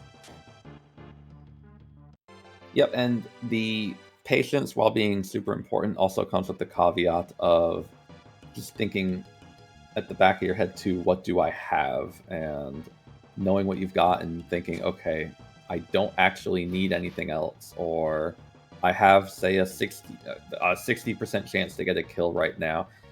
There's a lot you can do to prepare for a jelly battle, and having the comfort to say, okay, I think this is enough. the cost it's going to take to open a chest and wait for 4 seconds while the little jingle goes off versus just going for the kill is it's tough to get to that point of comfort. Now, one interesting thing you can do if you want to in the audience, play around with the fundamentals of building a jelly kill for yourself. Take a look at the link I just posted in chat, the calculator that we have. This is the most up-to-date simulator that we have. You can plug in a party yourself and kind of run along to see what the characters in this run are capable of, what they have, and see what the odds are of getting a kill by toggling the analysis button at the bottom of the left side of the screen. So you can see if you want to plug in the Decker Blade, the Old Sword, the Lizard Blow, some spells, just see what the chances are for a kill. And you may be able to see for yourself at what point Lily may feel comfortable just going for the end of the run versus Solar Cell, who's got a much more tight party option. Or party oh my gosh, there's an Old Sword. So I believe critical. RC and Pancras both have the Decker Blade, Lizard Blow, Old Sword combo. Wow. And knowing that you have a kill really is a major source of relief. But a jelly kill does not necessarily provide the comfort to get through to the jelly. So what you need to get through the cave is not really what you need to fight the jelly. So it's a source of relief. It means that you can focus on survival more, but you still have to survive that far. Yeah, so you're absolutely right. Getting the stuff that you need, like a Deadly Rod, is one of the few items that's valuable in both contexts. The Gorgon Rock that you see Pancras hunting for right now is only really useful at the jelly. It's basically a poor man's Deadly Rod that anybody can use, giving Lexus something to do, which is exciting. But it's the only fractional damage option that Lexus has access to. It deals 1/8 of the foe's current HP and damage. Is that a second Old Sword for That's what it Pancras? looks like. That's unfortunate. Yep. That's unfortunate because he only has 2 people that can even use it, and one of them's Decker, and he has the Decker Blade. Right. Well, anybody who brought or considered bringing Guy, Decker, and well, I guess whoever else is going to feel very, very comfortable about a kill. If another Curse Lifter, but there are no deadlies. there have been no cursed items. Well, there have been a few Berserk Blades. Oh, true. And so the Curse Lifter comes in really handy for if you auto-equip and accidentally equipped a Berserk Blade. So 3 people can auto-equip the Berserk Blade. It's a fairly powerful weapon that you can get pretty early on in the cave, but with the optimal equip button, it can just auto-equip based on just raw numbers the strongest weapon that you have, and if you're not super attentive early on, you may accidentally stick it on Decker or Guy, who are 2 of the 3 people that can use it, Lexus being the 3rd. It's not a huge deal for Lexus because he doesn't have many better options, but for Deckar, I'm actually sticking in with the Berserk Blade, a weapon with no IP ability that has about the same attack as the Decker Blade, and knowing that attack is about half as good as anything else you can get later on, just being stuck with it, it's super unfortunate. You pretty much have to combo with... Oh, sorry. Pancras just picked up a Deadly Sword. But there are 2 different Deadly Swords in this game. Once you get past floor, I think it's 20, there's a second Deadly Sword that isn't actually a deadly. Yeah, so along with this game's many wonderful translations and localization efforts, one of which came from the Deadly Sword being named Deadly Sword, and the other Deadly Sword that's actually called the Lethal Sword being named Deadly Sword. And one of them comes with the deadly ability of having an 80% chance of just killing a non-undead, non-boss target. The other one is just a weapon that has a very high chance of dealing critical damage. And excellent movement from Pancras there with those genies. It's amazing. I might clip that for myself and use that for some sort of reference or guide in the future, because that was very, very strategically done. It was really good. But yeah, the other Deadly Sword is not very good. It has semi-decent attack power at best. Has a high chance to deal additional critical damage, which is just like it doesn't matter, basically. And even if you get to the jelly has 2 defense, so doing anything that ignores defense is not going to be anything to write home about. It's just a waste of space that's cursed. And you can fortunately very easily tell these two apart, because Decker and Guy can equip the bad deadly sword, and Maxim can equip both deadly swords. So if you have one that you pick up and you're like, oh, is this a good one or the bad one? Just see if Decker can use it or Guy can use it. And alternatively, if you check the item's flavor description, one has a big, long, lengthy, blah, blah, blah description that tries to explain where it came from. And the good one just says it's an ominous-looking sword. The bad one is the power of a deadly sword turned into an actual sword. That is my favorite meme between you and Mike34. Was the rod. Right. So we're seeing our runners still doing well. Solar Cell is roughly 18 to 20 minutes behind, but considering the pace that Real Critical and Pancras are just speeding through this cave, he is on pace for where I feel like he should be with a 3-man party. He takes a beating, but keeps on eating as he struggles to survive his way through. And he's using a miracle there to revive Artie, and conserving the other miracles and regains and other revival items that he has, which is really strategic play. There are a handful of ways to restore HP in this cave, but there's not a lot of ways to restore MP. And miracles being not only the definitive best way to do it, but also coming with the ability to revive, make it so that way you want to hold on to them, unless you have to, revive a party member, so that way you can do a 2-for-1 with MP and bringing them back to life. You'll often see characters or players doing that. They'll use a miracle and they'll revive a person, and they'll cast Rally or Valor where they can to revive others to try to just get as much use out of their MP recovery items as they can. Minnie Lily's in a pretty tough spot here, sandwiched between some really scary mobs. Yeah, this is where Solar Cell just almost died from. Right. After assuming Minnie Lily gets through this room, which it looks like she will, pay attention to what Minnie Lily does in this next room with this tall bird enemy. She's going to run in the door to lure it around. She's going to slash in a direction, whether it be forward or away. In this case, the reason she slashed is because while you're holding the R trigger, and the game's tutorial teaches you, if you hold the R trigger, you can hold or remain in place but still do things. And if you hold a directional input while slashing your sword, which is just simply pressing B, the game thinks that you're moving in that direction. So you trick the game into making it think that you're moving by holding a directional input and slashing, but you hold the R button to lock yourself in place as well. Enemies that react and move based on how you move are thus then going to move however you would move in their reactionary method. So in those cases, they move left when you move right, they move up when you move down. Some others they do a slightly different pattern. You can force enemies to move without moving yourself, and then make it so that way you can cleverly avoid combat, which is super safe. Pancras just made it through the first Archfiend of the run so far. Now, in his case, Archfriend, because that Archfiend can double thunder and end your run really, really quickly. And I saw a lot of strongs and just regular punches.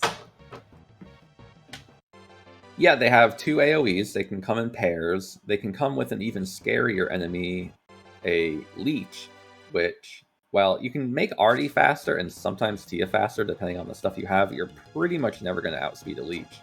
So if the Leech were to go first and, say, take your Artie down with Destroy or Paralysis or something, the one character that might be faster than an Archfiend, then you're stuck in a pretty high water scenario, because you've got a whole lot of incoming damage that your one character that could have stopped it just cannot stop. Sometimes they can heal themselves, or they can just punch, which is the much more preferred option. But other times they can cast Thunder, or they can cast Gloomy, and Archfiends can attack up to 2 times per turn, or they can act up to 2 times per turn, I should say. So where some enemies like ninjas, if they use Knife Thrower, they don't do anything else. Other enemies like Archfiends, their 2 actions can be any of their 2 actions, which is very often run ending. Where ninjas were the first gatekeeper of the run, the first real gatekeeper, Archfiends are easily the second gatekeeper. They are difficult to move and maneuver because once they lock eyes with you, so to speak, they will continuously follow your movement. Even if you're in a different room, they will say move up or down as you move up and down. So it's very, very difficult to juke them unless you block them somehow behind some kind of bush or chest or something, or maybe another enemy. Leeches, which are the ones that come paired with them, they're the blue teleporters that you would have seen on the screen occasionally in the late 60s and early 70s. Because of how fast they are, they're just very threatening, but they're not quite as scary on their own. It's just when they're in tandem with an Archfiend that's the biggest problem. So again, those Archfiends being Archfriends to Pankraz was a big deal, but it is just as often as things work out for them, it can absolutely fall apart with them. And this is just the beginning of those encounters, so be prepared to see the worst. Yeah, so where a lot of enemies only exist on, say, 3 floors, like the green core or the blue core or the ninja, some other enemies exist in batches of 4 or 5 floors, and Archfiends and the silver and gold dragons unfortunately exist in so many more floors. Archfiends, they exist for 15 floors, and from 73 to 87 is just kind of like the run through hell. And once you get past 87, then the Archfiends go away, the genies are gone as well, and then the only things you have left when you're out of the frying pan and into the fire are dragons and the dark summoners, which are the little green teleporters that you saw. Both of those enemies are absolute run enders as well, but they're much more... you can manipulate their movement and battles with them in such a safer way. So where Archfiends are the big gatekeeper, once you get past them, you just have to be careful, but your options for survival and safety are just that much higher. Solar found his old sword. Yeah, he'll absolutely be thinking about using that old sword at the end of the run, knowing that he doesn't have a deadly to rip off of Artie, and if he did, he's got 3 dozen curse lifters to just douse it down with and clean it up. Solar is going to be very happy. His run, again, is very tight in terms of how he needs to prepare his party. He needs a few additional levels, and right now he has no easy way to get those, but he also needs very specific gear. With this being a D-Rando seed, everybody else has options to get all that stuff, and pretty much everyone else has, with the exception of AK Driz, who presumably will be getting it. An interesting pickup for Pankraz in the form of the Crystal Shield. That is a shield only usable by 2 characters, both of which are the girls, and it's pretty respectable. It reduces damage from ice, which leeches can absolutely give you, and also the blue genies that you see, they deal ice damage as well, so it does have its uses. But other than that, it's just a nice little defense boost for the girls if you happen to have a girl in your party. And if all else fails, it's great food for your capsule monster. RC dancing with the devil over here instead. Where you see a leech in the Battle on Solar Cell screen, the boat is largely useless because all they can do is summon more enemies. And if there's no room on the screen for them to summon more enemies, then they just do nothing. With the battle that Real Critical is dealing with, he's got that battle with the Archfiend that is in the battle with the Chariot. The Chariot's not too scary. They have a lot of HP, but they only do single target attacks. They only attack 1 time per turn, and the worst they can do is paralyze. They also, funnily enough, despite having one of the largest HP values in the cave, have among the lowest defense values in the cave. They have as much durability in terms of just defense as a spider or as a blue jelly from floor 2. So wow, I did not know that. Yeah, they have 1800 HP, which is almost as much as dragons do, because they have 2000 or so. But they have 20 defense, which means just melee attacks, like a holy triple hit from a silver sword or something, just absolutely blows them apart. And it's because of that complete lack of defense that they have. And it was actually Mike that pointed that out to me. Not surprising. The guy likes his statistics. Mm-hmm. So we're getting to the point of which the battles are going to come in 3 different forms. We've got a couple of battles that are forced, like this Leech Boat battle that Lily is dealing with. We got the Gorgon battle that RC is dealing with, in which he wants to drop. And we've got the Dragon battle that you'll see Pancraz dealing with. Because there's only so many enemies left, there's only so many battles that we're going to see on screen at this point, with the exception of Hydoras, who will be getting there soon. The battles themselves against dragons are largely going to be for 2 reasons. One, for getting a kill on a gold dragon, which it looks like he's about to do right now, or at least try to. And 2, to farm IP from copper dragons if you were to need it.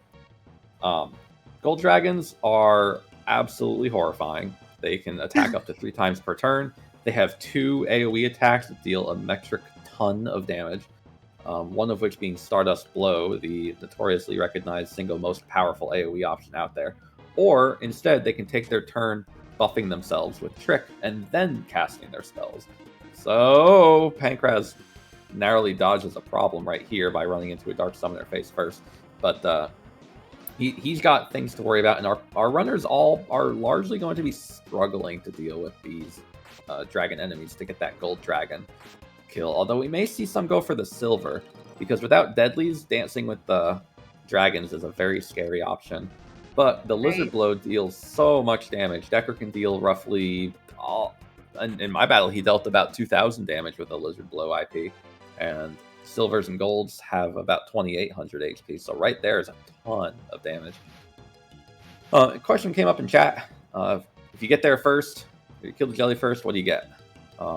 You get no additional points, but as Mike responded in chat, the faster you get the kill in increments of 10 minutes, the more additional points you get with the kill. So our runners are hoping, given the setup, probably to get a kill in under 2 hours. I don't think anyone is going to try to get a kill in under 1 hour 50 minutes, given just how much there is to do and how slow they've had to play with the lack of deadlies available. And I'm really hoping that we get a Gorgon Rock for one of the runners, because just having the additional points there would be pretty cool to see. There have thus far been 0 Gorgons.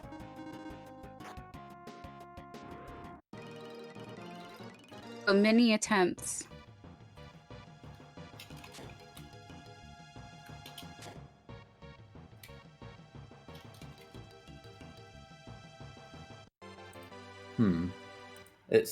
It's a little scary to see some of these enemies on screen because they're so large and so dangerous. But again, the only enemies that are a real bona fide threat to the player right now, as long as they don't screw something up and run into a foe when they really shouldn't be, is the Archfiend that you see on Solar Cell's screen. Because everything else has the capacity to have movement manipulated and score a back attack on should the need arise. Interesting coincidence for Pancraz.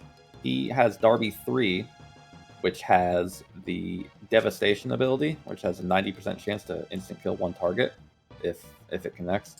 He also looks like he did equip the Deadly Sword to Maxim, desperate to just have some form of quick death. He can uncurse it later, which is awesome. And Maxim missed, but fortunately Darby picked up the slack. And we're only hoping that he can get a few more of those, although again it looks like he is not going to be going for that silver dragon kill. If he finds a silver dragon on its own, or maybe a silver plus a copper, he may go for that, but he does need to be careful that he doesn't just let Darby kill everybody just on his own, which is, well, difficult and scary, but again, better safe than sorry. Right.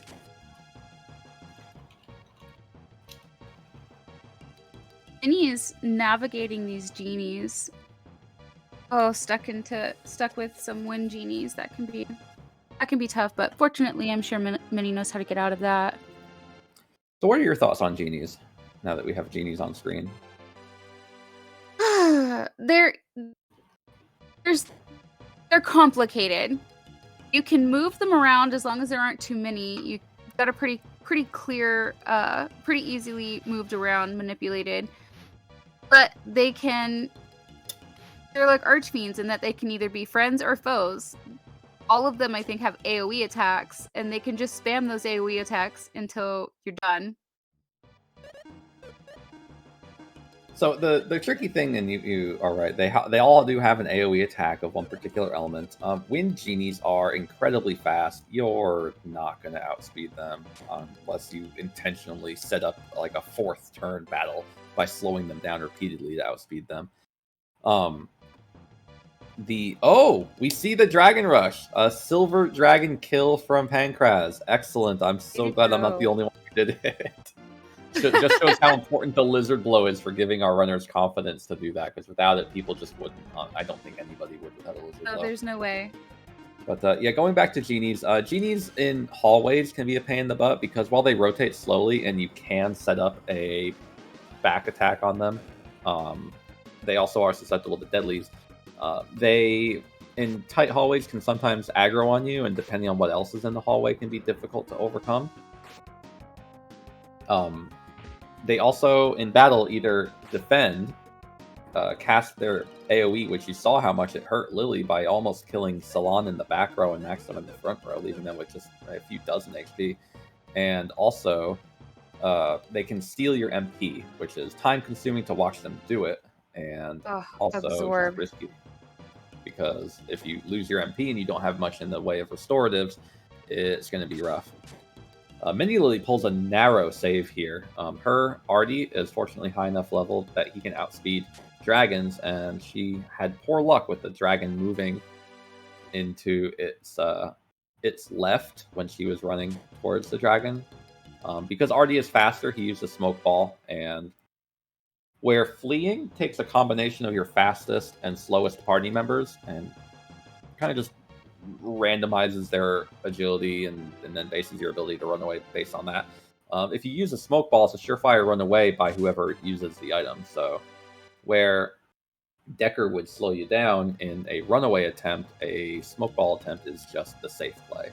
So we got lucky that Mini Lily had a smoke ball there to actually get out of that scary combat scenario in. Lily also going for the Silver Dragon kill, filling me with excitement that other people are finally doing this. After last weekend, I was afraid no one would try it.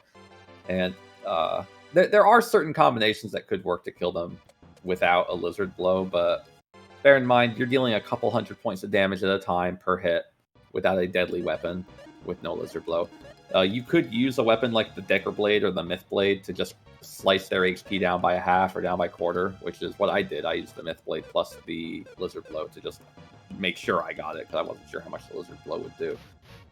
But those are IP attacks, and so anytime any resources you spend on trying to get these point incentives directly take away from what you have to survive the rest of the distance. And you have to have IP for that jelly fight, right? And you can only get IP by taking hits.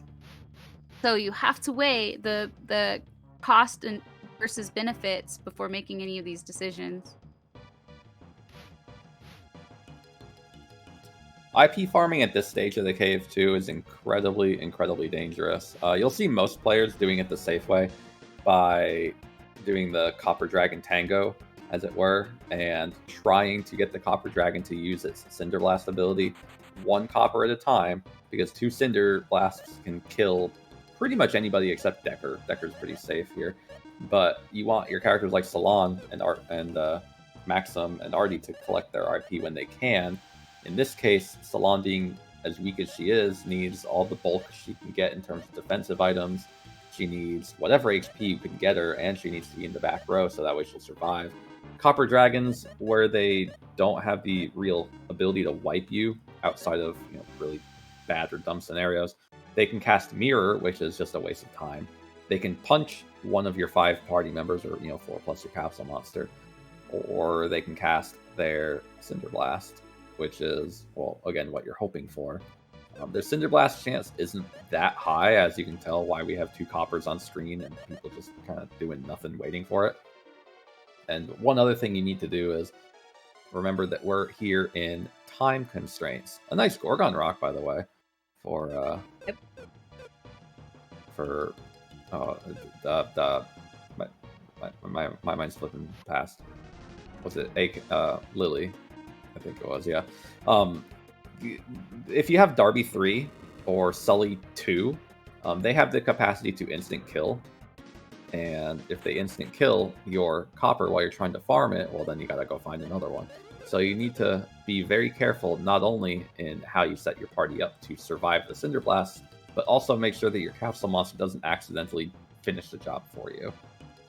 In terms of what IP people actually want, Decker needs a full IP bar, 100%. And his, while gaining the fastest, also just takes a while to gain because he has so much bulk. And you need to get hit and take damage in order to fill up your IP. Characters like Salon and Tia and Artie, their IP gauge fills slower.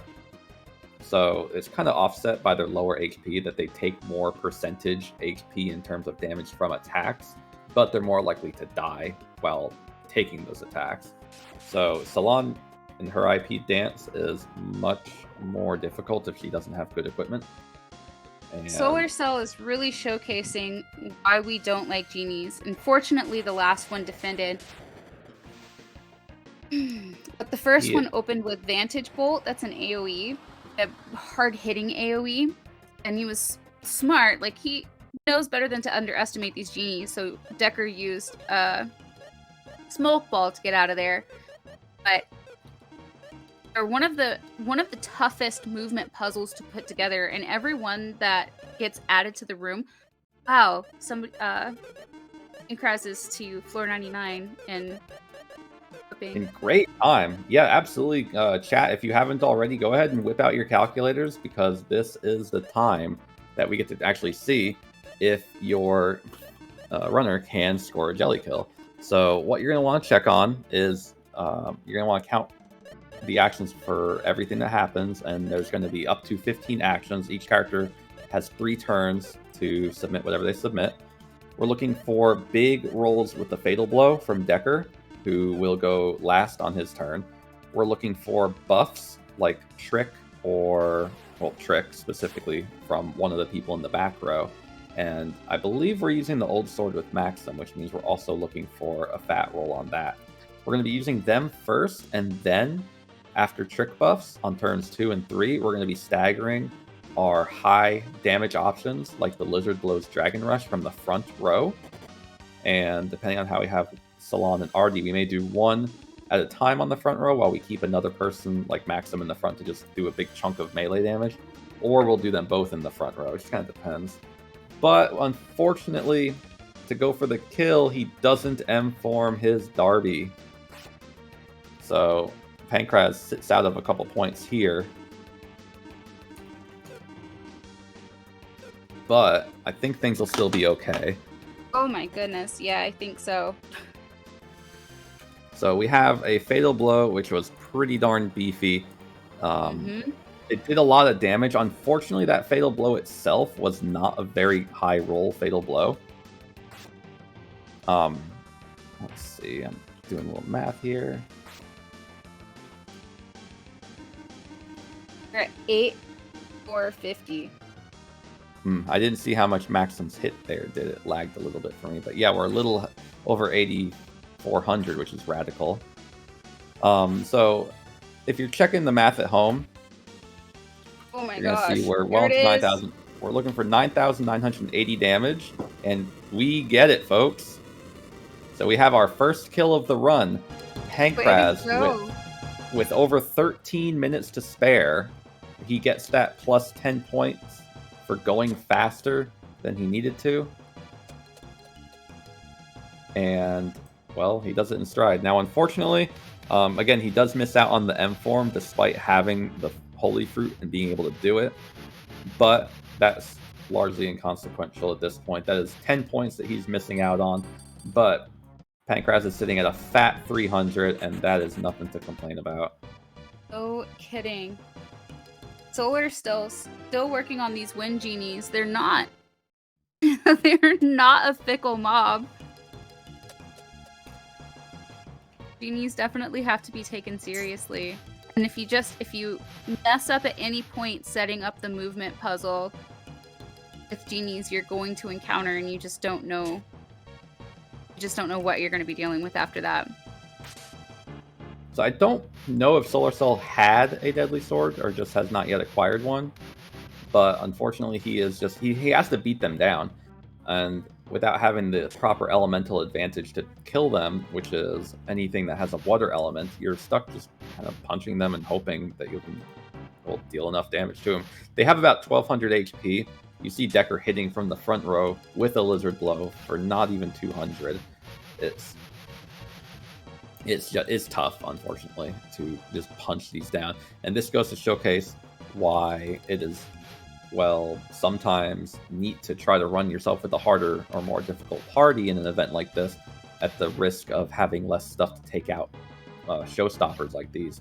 His run could have absolutely ended multiple times if they did 2 voltage bolts or 3, and he didn't have an opportunity to recover.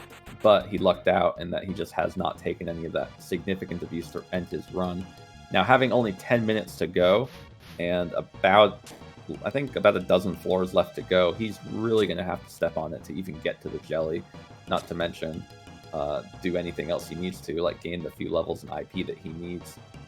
But that battle was forced. That wasn't the mistake of a fight. He's just in a sticky room. Well, it may not have been forced, depending on how he would have entered that room, but it's still just risky. Now, this will be a fun one. This room specifically will be a fun one to look over because each of the runners who's been there has handled it differently.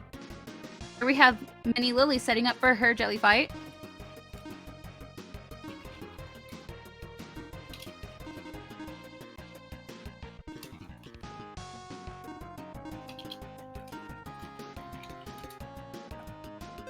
So yeah, for clarity, if you're tuning in for the first time, the jelly has 9,980 HP.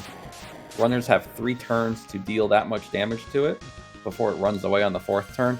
Technically, you could get a 4th turn if you manage to slow it down and speed up your party at the same time. But by doing that, you're not dealing damage, and the kill is tight as it is.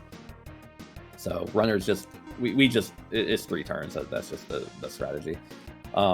Because of agility, we have people like Artie and Salon going first, along with the Capsule Monster, and then Decker will often be going last unless Sully is in the party.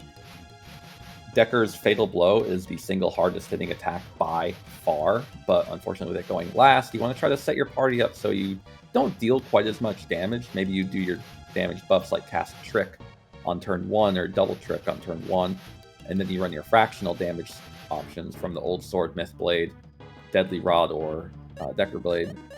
While you have that opportunity on the first turn, and then on second and third turn, you just go for all your burst and your general damage output. So you're going to see turn 1s always featuring a Fatal Blow. Turn 3s typically featuring some sort of high damage output. And turn 2s just kind of being a mix of the two, depending on what healers had.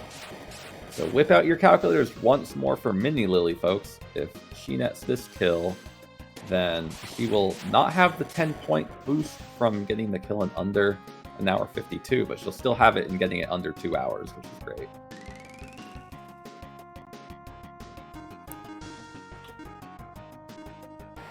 You'll notice she's casting Zap and Trick. She's staggering her skills around a little bit. She has Gusto 4. Gusto Form 4 is the Green Giant. He has a very powerful ability in the form of Sonic Blast, but he doesn't have the best stats to use it. So we're hoping for Sonic Blast, but we don't know if we're going to get it. It just kind of depends. And if we get it, it would be kind of funny to see. We have pretty chunky rolls. We have a 62% Fatal Blow and a 57% Battle Cry from the 2 fractional abilities. Those numbers put her at a little over 6,700 damage, and that is a great first turn, especially with the Lizard Blow and the Cancer Rock for the following 2 turns, and the Trick buff. I'd say Lily is going to be pretty tight on the kill, but she should have it. Great. Solar's plugging away through the Archfiend Gauntlet.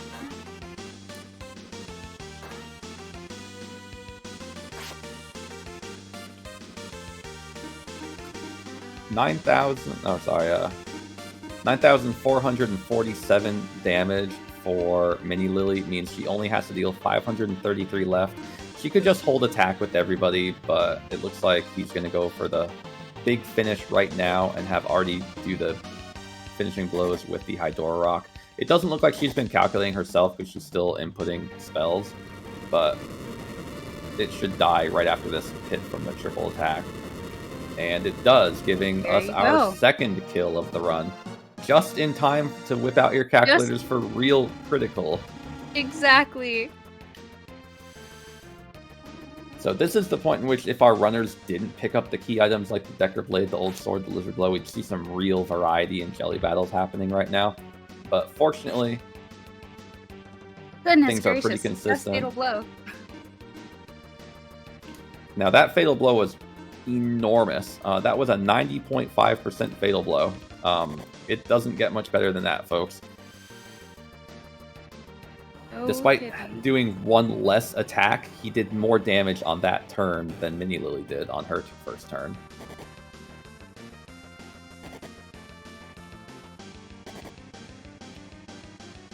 So again, you'll see the little bits of variance. He's using his Hydora Rock on turn 2, where Lily did it on turn 3.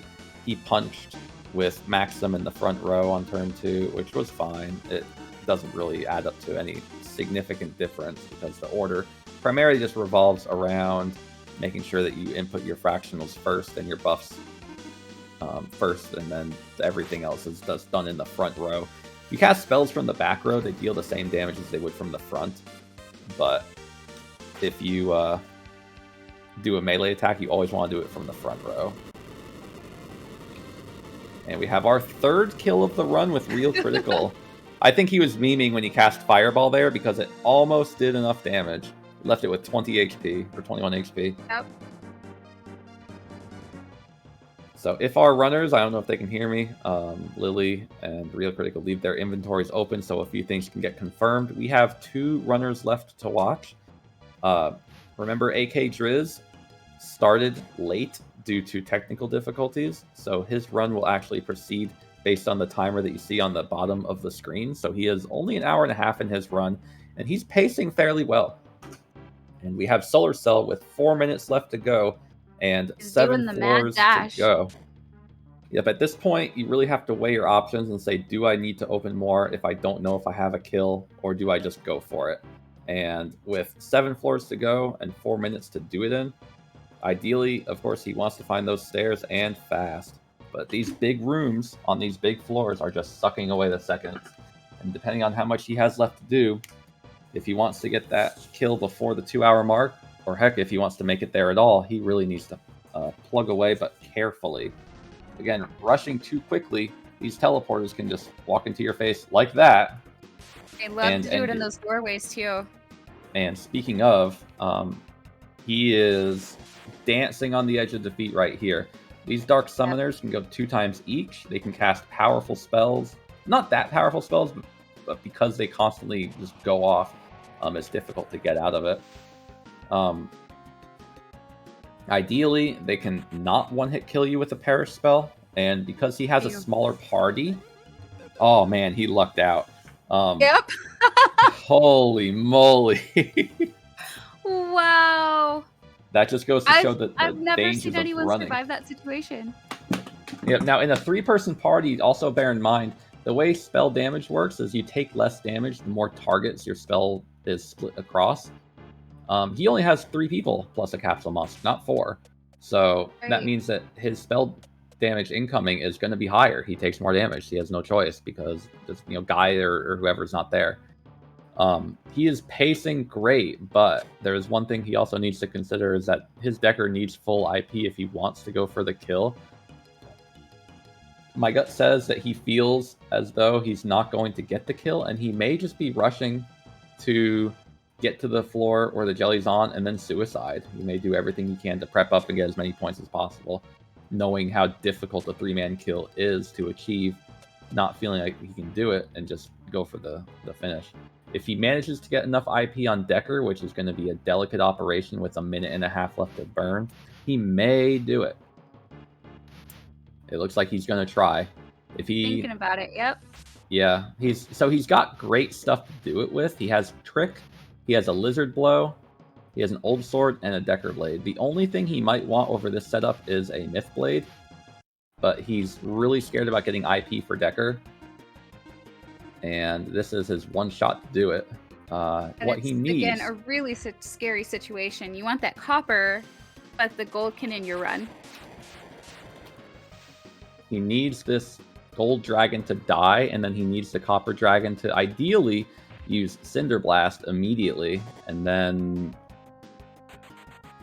we're just gonna have to wait and see what happens. Oh, he punches Decker, and it looks like that was probably enough IP. I didn't think a punch would be enough. He's checking on heals to make sure he's good, and he makes it in time. So he's just gonna do his last little bit of setup. Whip out your calculators one last time. He's going to stick all of his attack power gear on Artie, so that way Artie can deal as much damage with the Hydora Rock instead of the Lizard Blow in this case, because the Rune Rapier has more attack power than the Lizard Blow, and the Hydora does 3 times damage anyway. So he's going to use his big fractional attacks. He's going to use Fatal Blow. He's going to use Trick to power up. Gusto helping... Oh, he's not going to use Trick. He uses Zap instead.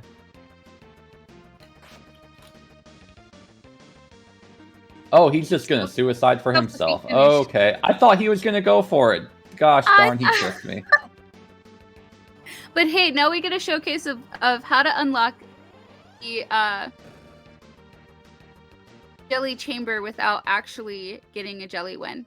Yeah, so technically, in the context of how the game looks at things, Solar Cell won, and that's because the battle ended before the jelly was able to run away. The game says, hey, you're the world's best warrior, and I guess you could say you're the most ingenious warrior, or ingenious warrior, but what will happen here is he'll get the reward for defeating the jelly. In the main game, you have access to, and in this mode too, you have access to 3 chests in the back of the first the lobby of the Ancient Cave, which technically you could take into the jelly, or into the Ancient Cave with you if you want to, or you could take them through the rest of the main campaign with you in the main game.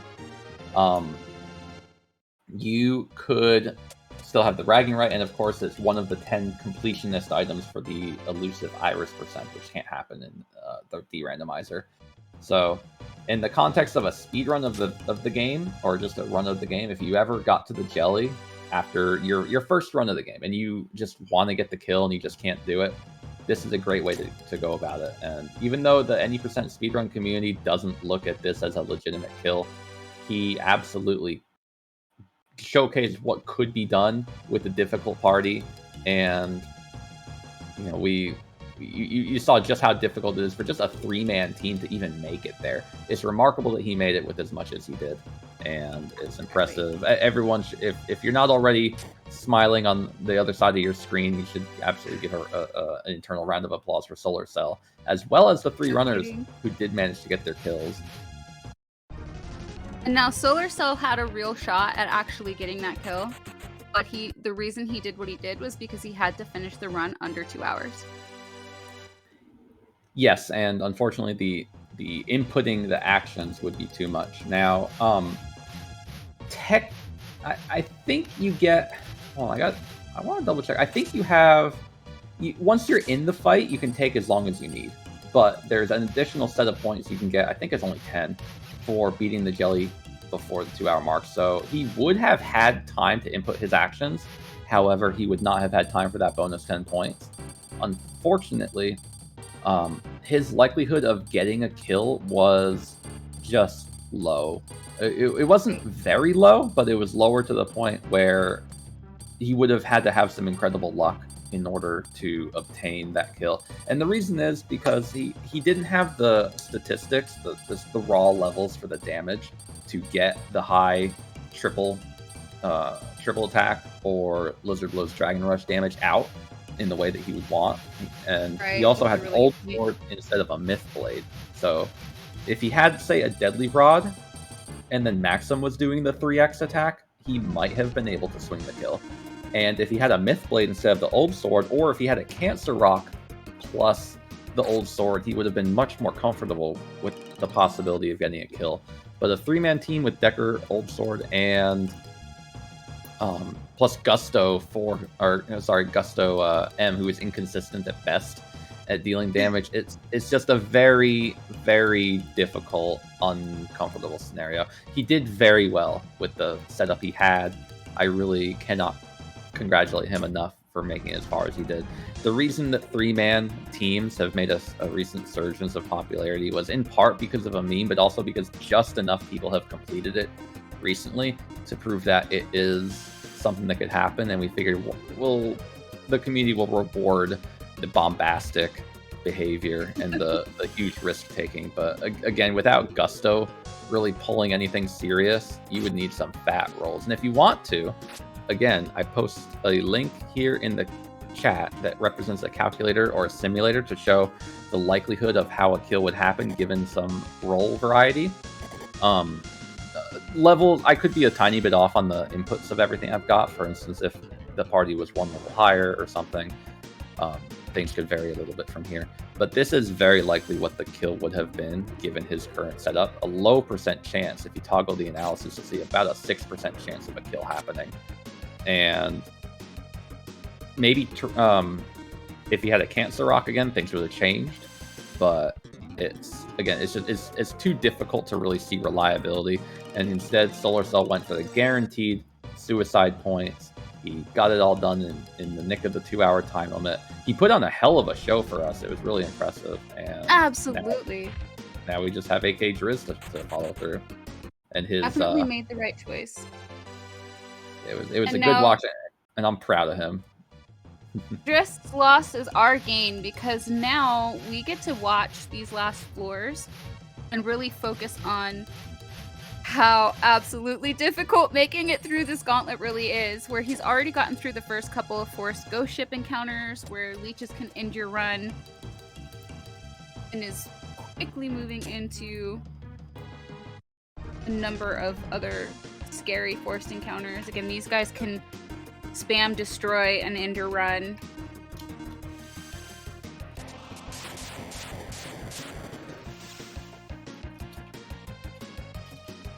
So the black dragons here are one of the first enemies that you encounter that can cast Destroy.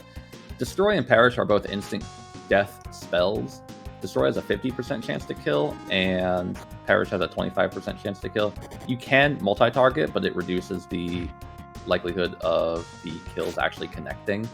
So what we hope to see, because of the distinct lack of deadlies, is for whatever deadlies there are to connect, like with Maxim's Deadly Sword that just missed there on the second time, and a Deadly Rod or a Fatal Pick, which poor AK Driz doesn't know about that situation. And second, we'll hope for Destroys, which are 50% chances to connect rather than 80% chances to connect from the deadly weapons. We'll hope any of his Destroys do connect. So it's scary when an enemy casts it, but of course scarier when you're doing it because you're relying on the kill to happen. And the enemies, they're just going to keep throwing things at you anyway. So now we get to see, oh, you're right, a one-on-one gauntlet through the hell floors that are Archfiends, that are leeches, that are the chariots and genies. And with 20 minutes to spare and pretty much a kill set up for himself, I feel like if AK Driz pushes it, he can make it just as far as everybody else will. It's going to be tight too, because we have it looks like some point confirmation for Pankraz, Mini Lily, and Real Critical still may happen, but AK Driz getting 100 points for making it to the final floor and 100 points for getting the jelly kill.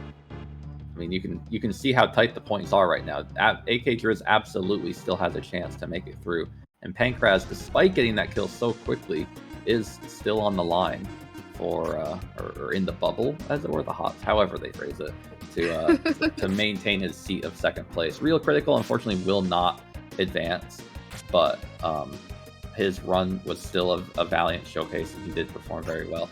But Pankraz and AK Driz are going to be fighting for that second place spot for sure. Exactly. And now the runners who make second place will go on to a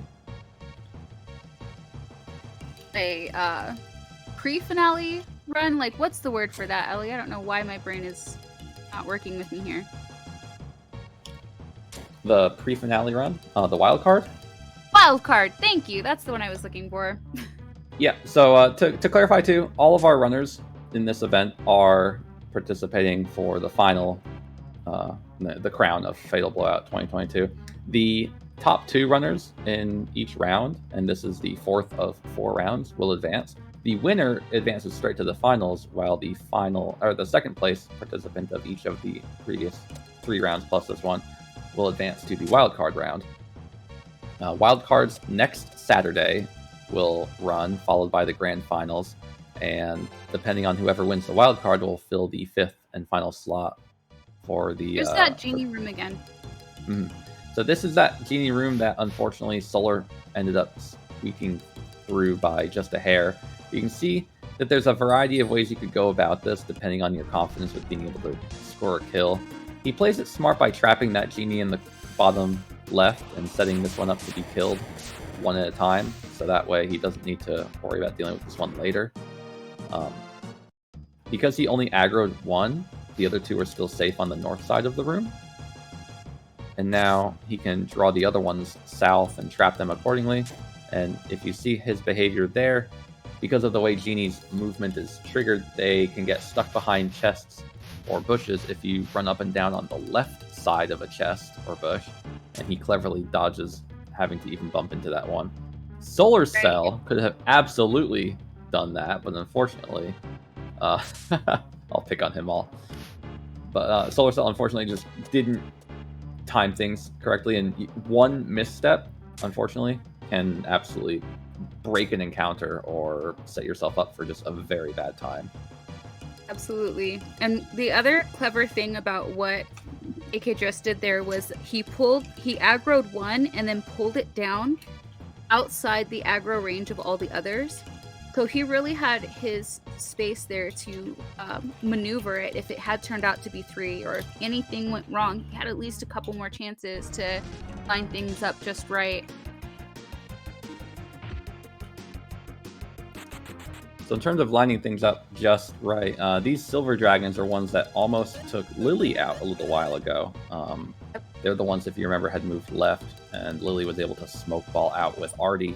Now, AK Driz does not have Artie. He has Tia, who is, well, not a lot slower than Artie, is slow enough to the point where she's not outspeeding these silver dragons outside of having a twist jewel and possibly some other source of speed, like a couple of speed potions.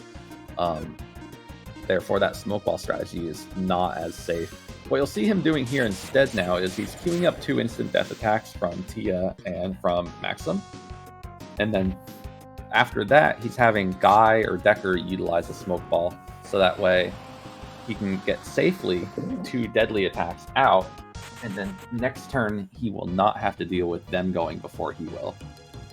One silver dragon wouldn't end his run, but it would sure slow it down by killing, even with his 2 specials, Tia, Maxim, and possibly Guy, depending on what gear he has on. Decker should survive 2 Diamond Dust attacks. What's interesting to note is that Dragon's unique attacks, Copper having the Cinder Blast, Silver's having Diamond Dust, and Gold's having Stardust Blow, those attacks are considered melee attacks. So you can put characters like Decker into the back row and they'll take less damage. So if you're ever in a pinch where you have to, say, bump into a dragon that has aggro, or something that you can't get the back attack on just due to how the room's laid out, if you put Decker in the back row and hit Flee, unless you're going against a silver gold or a gold, you'll probably be able to squeak out of it.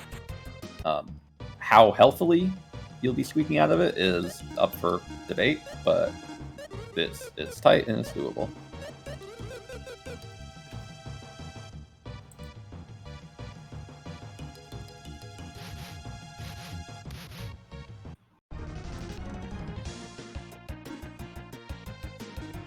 Looks like he's gonna go down and around. It's not a bad idea.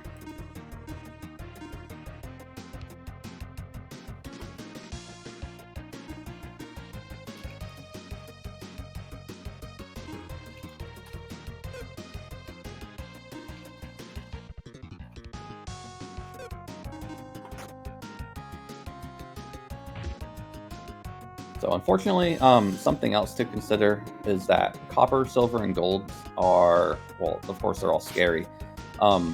Silvers and golds are immune to status effects, but copper dragons, for some reason, are not. We see a similar strategy to the one I ran earlier employed, where we have a fractional, then lizard blows, 3x go off to secure the kill there. But there are not a lot of ways to safely deal with a silver or gold dragon on turn 2. And this, well, it wasn't showcased too much, unfortunately, just because of the way coppers were approached. But copper dragons, you can confuse them or sleep them with a sleep ball or coma or something, and it's just interesting to note that, say, in a group with say a copper and a gold dragon, there's a lot of ways to neutralize the copper in that scenario and focus all efforts on gold without the copper being an actual threat. So we have a good situation here for IP grinding, as well as a little additional EXP by bulking up our characters with courage here. The only one that really matters for is Tia, and possibly Maxim to some extent. Tia's not quite strong enough to survive a hit or two of Cinderblast from the back row, but if she were a little faster or a little bulkier, she could, and that's just because her HP is rather low. So what you may see him doing is setting up situations where he uses courage, just buff up his Tia a little bit to help try to make sure that she doesn't absolutely die. It's not enough. In this case, Tia died. She took, I think she took 5 additional points of damage from where her max MP or HP is. Screen's a little fuzzy, I can't quite tell. But it just goes to show the difference that a spell like Courage can make, or maybe 1 or 2 life potions that bump up your HP by 3 or 4 or something. You know, those little bits can add up.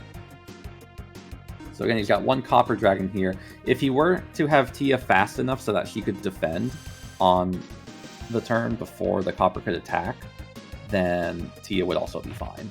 But in this case, the way rolls are, she should be taking roughly 20 to 30 points less damage from a Cinder Blast, and probably even more now, maybe up to 50 less, and she should be a-okay from the back. Decker needed IP anyway, and it's a little early for the IP grind to be going on, but if you feel like you're confident with a kill, then just get your IP and run for the final floor, and you may be able to score it.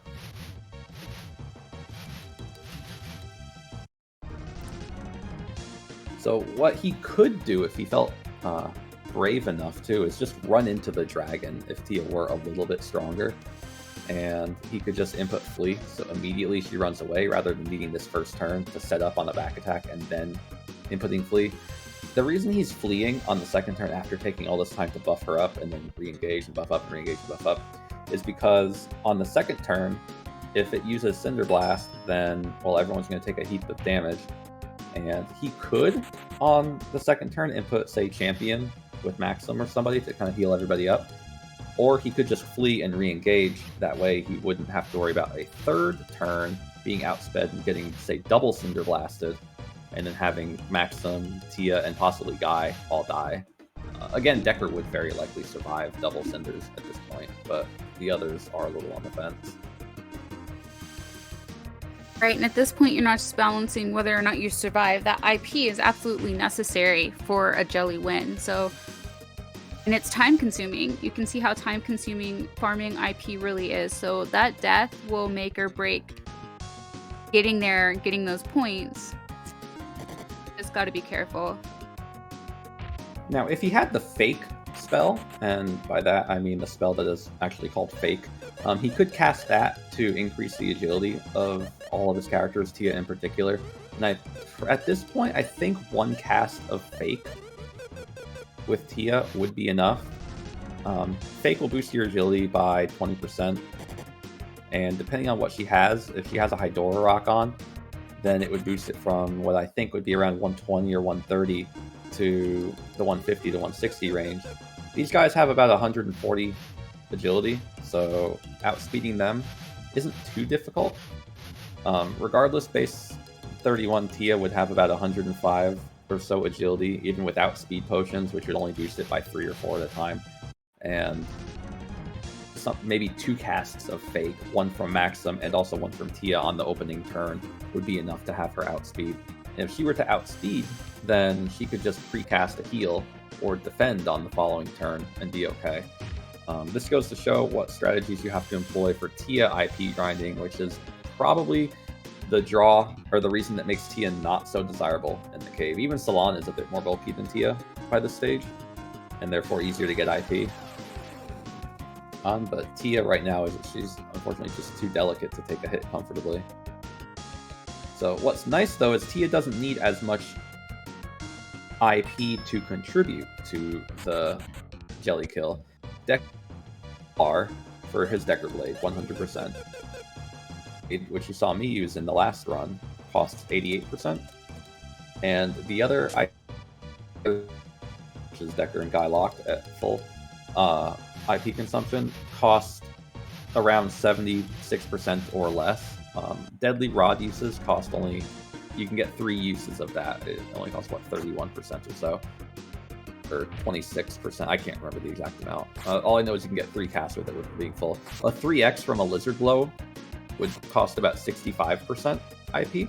So again, Tia doesn't need a full IP bar. Decker and Guy are the only characters that ever would. Maxim wants it to be relatively full, and in this setup, because we all kind of know what's coming, Tia is close enough, or maybe has exactly 65% right now. So we have 7 floors to go. No, sorry, we have 7 minutes to go, but we have 15 floors to go. He's still hunting for points. It's gonna be tight if he keeps hunting for things right now.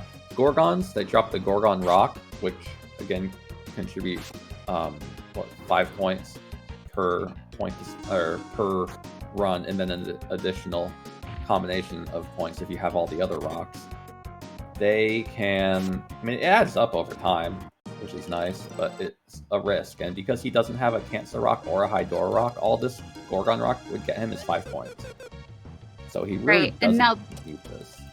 5 points feels really important. They can't see each other. They didn't get to see each other's runs. They can't see each other's points. Right. The rule is, or I guess you could say the gentleman's agreement rule, I don't think it's written formally in the rules, is that we don't encourage that runners watch the other runners doing their run, because with it being a seeded run, that the only people who know what the seeds are the betters, the people who created the seed.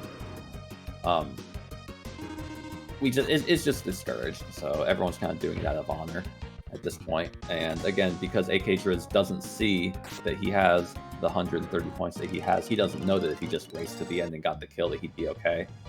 Tia getting hit there, just one punch, is perfect. Now she has enough IP to do what she needs, and given that she would only be able to use 1 IP attack from, say, the Lizard Blow or something and nothing else, she's ready to go. There are certain other abilities you can combo with a Lizard Blow or something, and she could consider using it, but given that they weren't picked up in the first 9 floors, they just don't exist as options right now. So the crystal shield for Tia makes her a little bulkier, so that way, just in case he bumps into something else, that lower HP that she has isn't quite as much of a detriment now. And it looks like AK Driz is finally hoofing it now that he's got the IP for Tia that he needed. Maybe he was going for the idea of a Gorgon punching Tia, and also, hey, if I get a rock too, how cool is that? Right. And if that's the case, then that's pretty big brain. Now it really is time to make the dash. And again, to confirm, his time is 156. If he wants an additional 10 points, he needs to make it to the jelly and defeat it within 2 hours. But it's not worth additional points. So as long as he starts the battle before the timer hits 2 hours, he's okay. He is going for the gold dragon point here to combo with the gold golems while he has a few seconds. He is really dancing on the edge of defeat here, but he did score the gold gorem kill earlier, which means that all he needs, if he can get that, that's an additional 20 points for him as well in the scoreboard. And it connects, which is nice as well. There he goes. No more distractions, though. Yeah, and remember, dude, he does need roughly 15 to 20 seconds to get his party geared up. And by that, he needs to uncurse Maxim. He needs to give everybody the things that they have to use. And he has to actually approach the jelly, engage, go through the little bits of dialogue. Ideally, he'll heal up as well, just to make sure that his characters have enough MP to cast what they need to cast. He won't need much, because he's very likely casting spells that amount to a grand total cost of, say, 60 for Tia, maybe, or whatever. And on the second turn, the jelly heals your MP to full anyway, because the jelly is just a bro like that. Yeah, he really wants you at your best. Respect that. So if you saw the jelly act, he does hit your party. What he does is his first hit heals your entire party for HP up to full. His second turn, he'll hit the entire party and restore your MP to full. And on the third turn, he just says, come at me, bro. And that's pretty much it.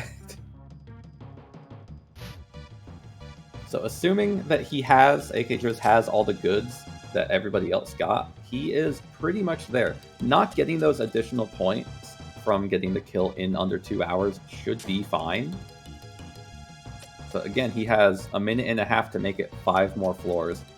If he gets slowed down by any more combat, it's going to be a problem. But these last couple of floors, as you can see, are just breezes.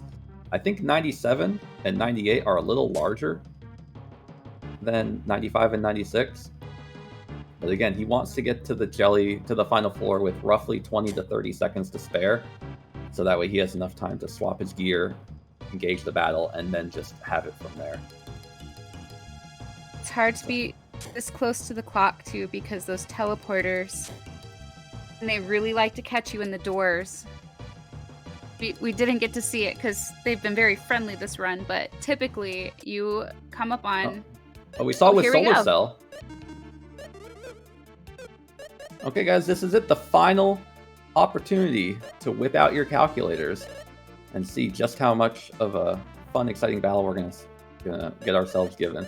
So we're putting the Decker Blade on Decker, as expected. We only have a few seconds to do it. Old Sword on Guy is going to be swapped with the Lizard Blow because he has more attack power than Maxim, who can also use the Old Sword. Tia is going to have a limited assortment of options.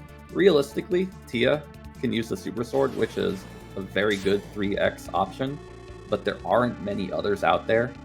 So she'll often get the Lizard Blow, and Maxim would get something else, but in this case, because he had the Super Sword, she gets it. So we enter the battle with 4 seconds to spare, making this legitimate, and now AK Driz can take as much time as he needs to secure this jelly battle.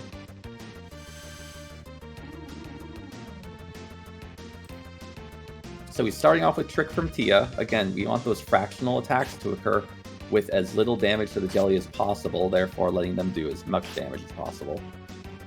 He interestingly backroads the Old Sword. That is interesting. I think he was just in a bit of a hurry and forgot to put Maxim into the front row. It's not going to be that awful, especially because it was a pretty good battle cry roll. Mm-hmm. But Guy's hit in the front also made that Decker Blade do a bit less. So we see a little over 6,400. We're hoping that across everything else that happens here, that Guy's Dragon Rush and Tia's Super Sword on the following turn will deal enough damage for the kill. So close. We have a little over 8,300 damage right now, and we have Tia about to do a pretty good chunk. Gusto, unfortunately, doesn't contribute that much to the runs and kill, though. 398. Just enough. Oh my goodness. And folks, we got it. This was a down-to-the-wire kill, and we are finished. This gives us 4 jelly kills for the final round of the Fatal Blowout 2022 qualifiers. And everybody made it to the jelly. 5 people making it to the jelly and 4 kills. That is mind-blowing.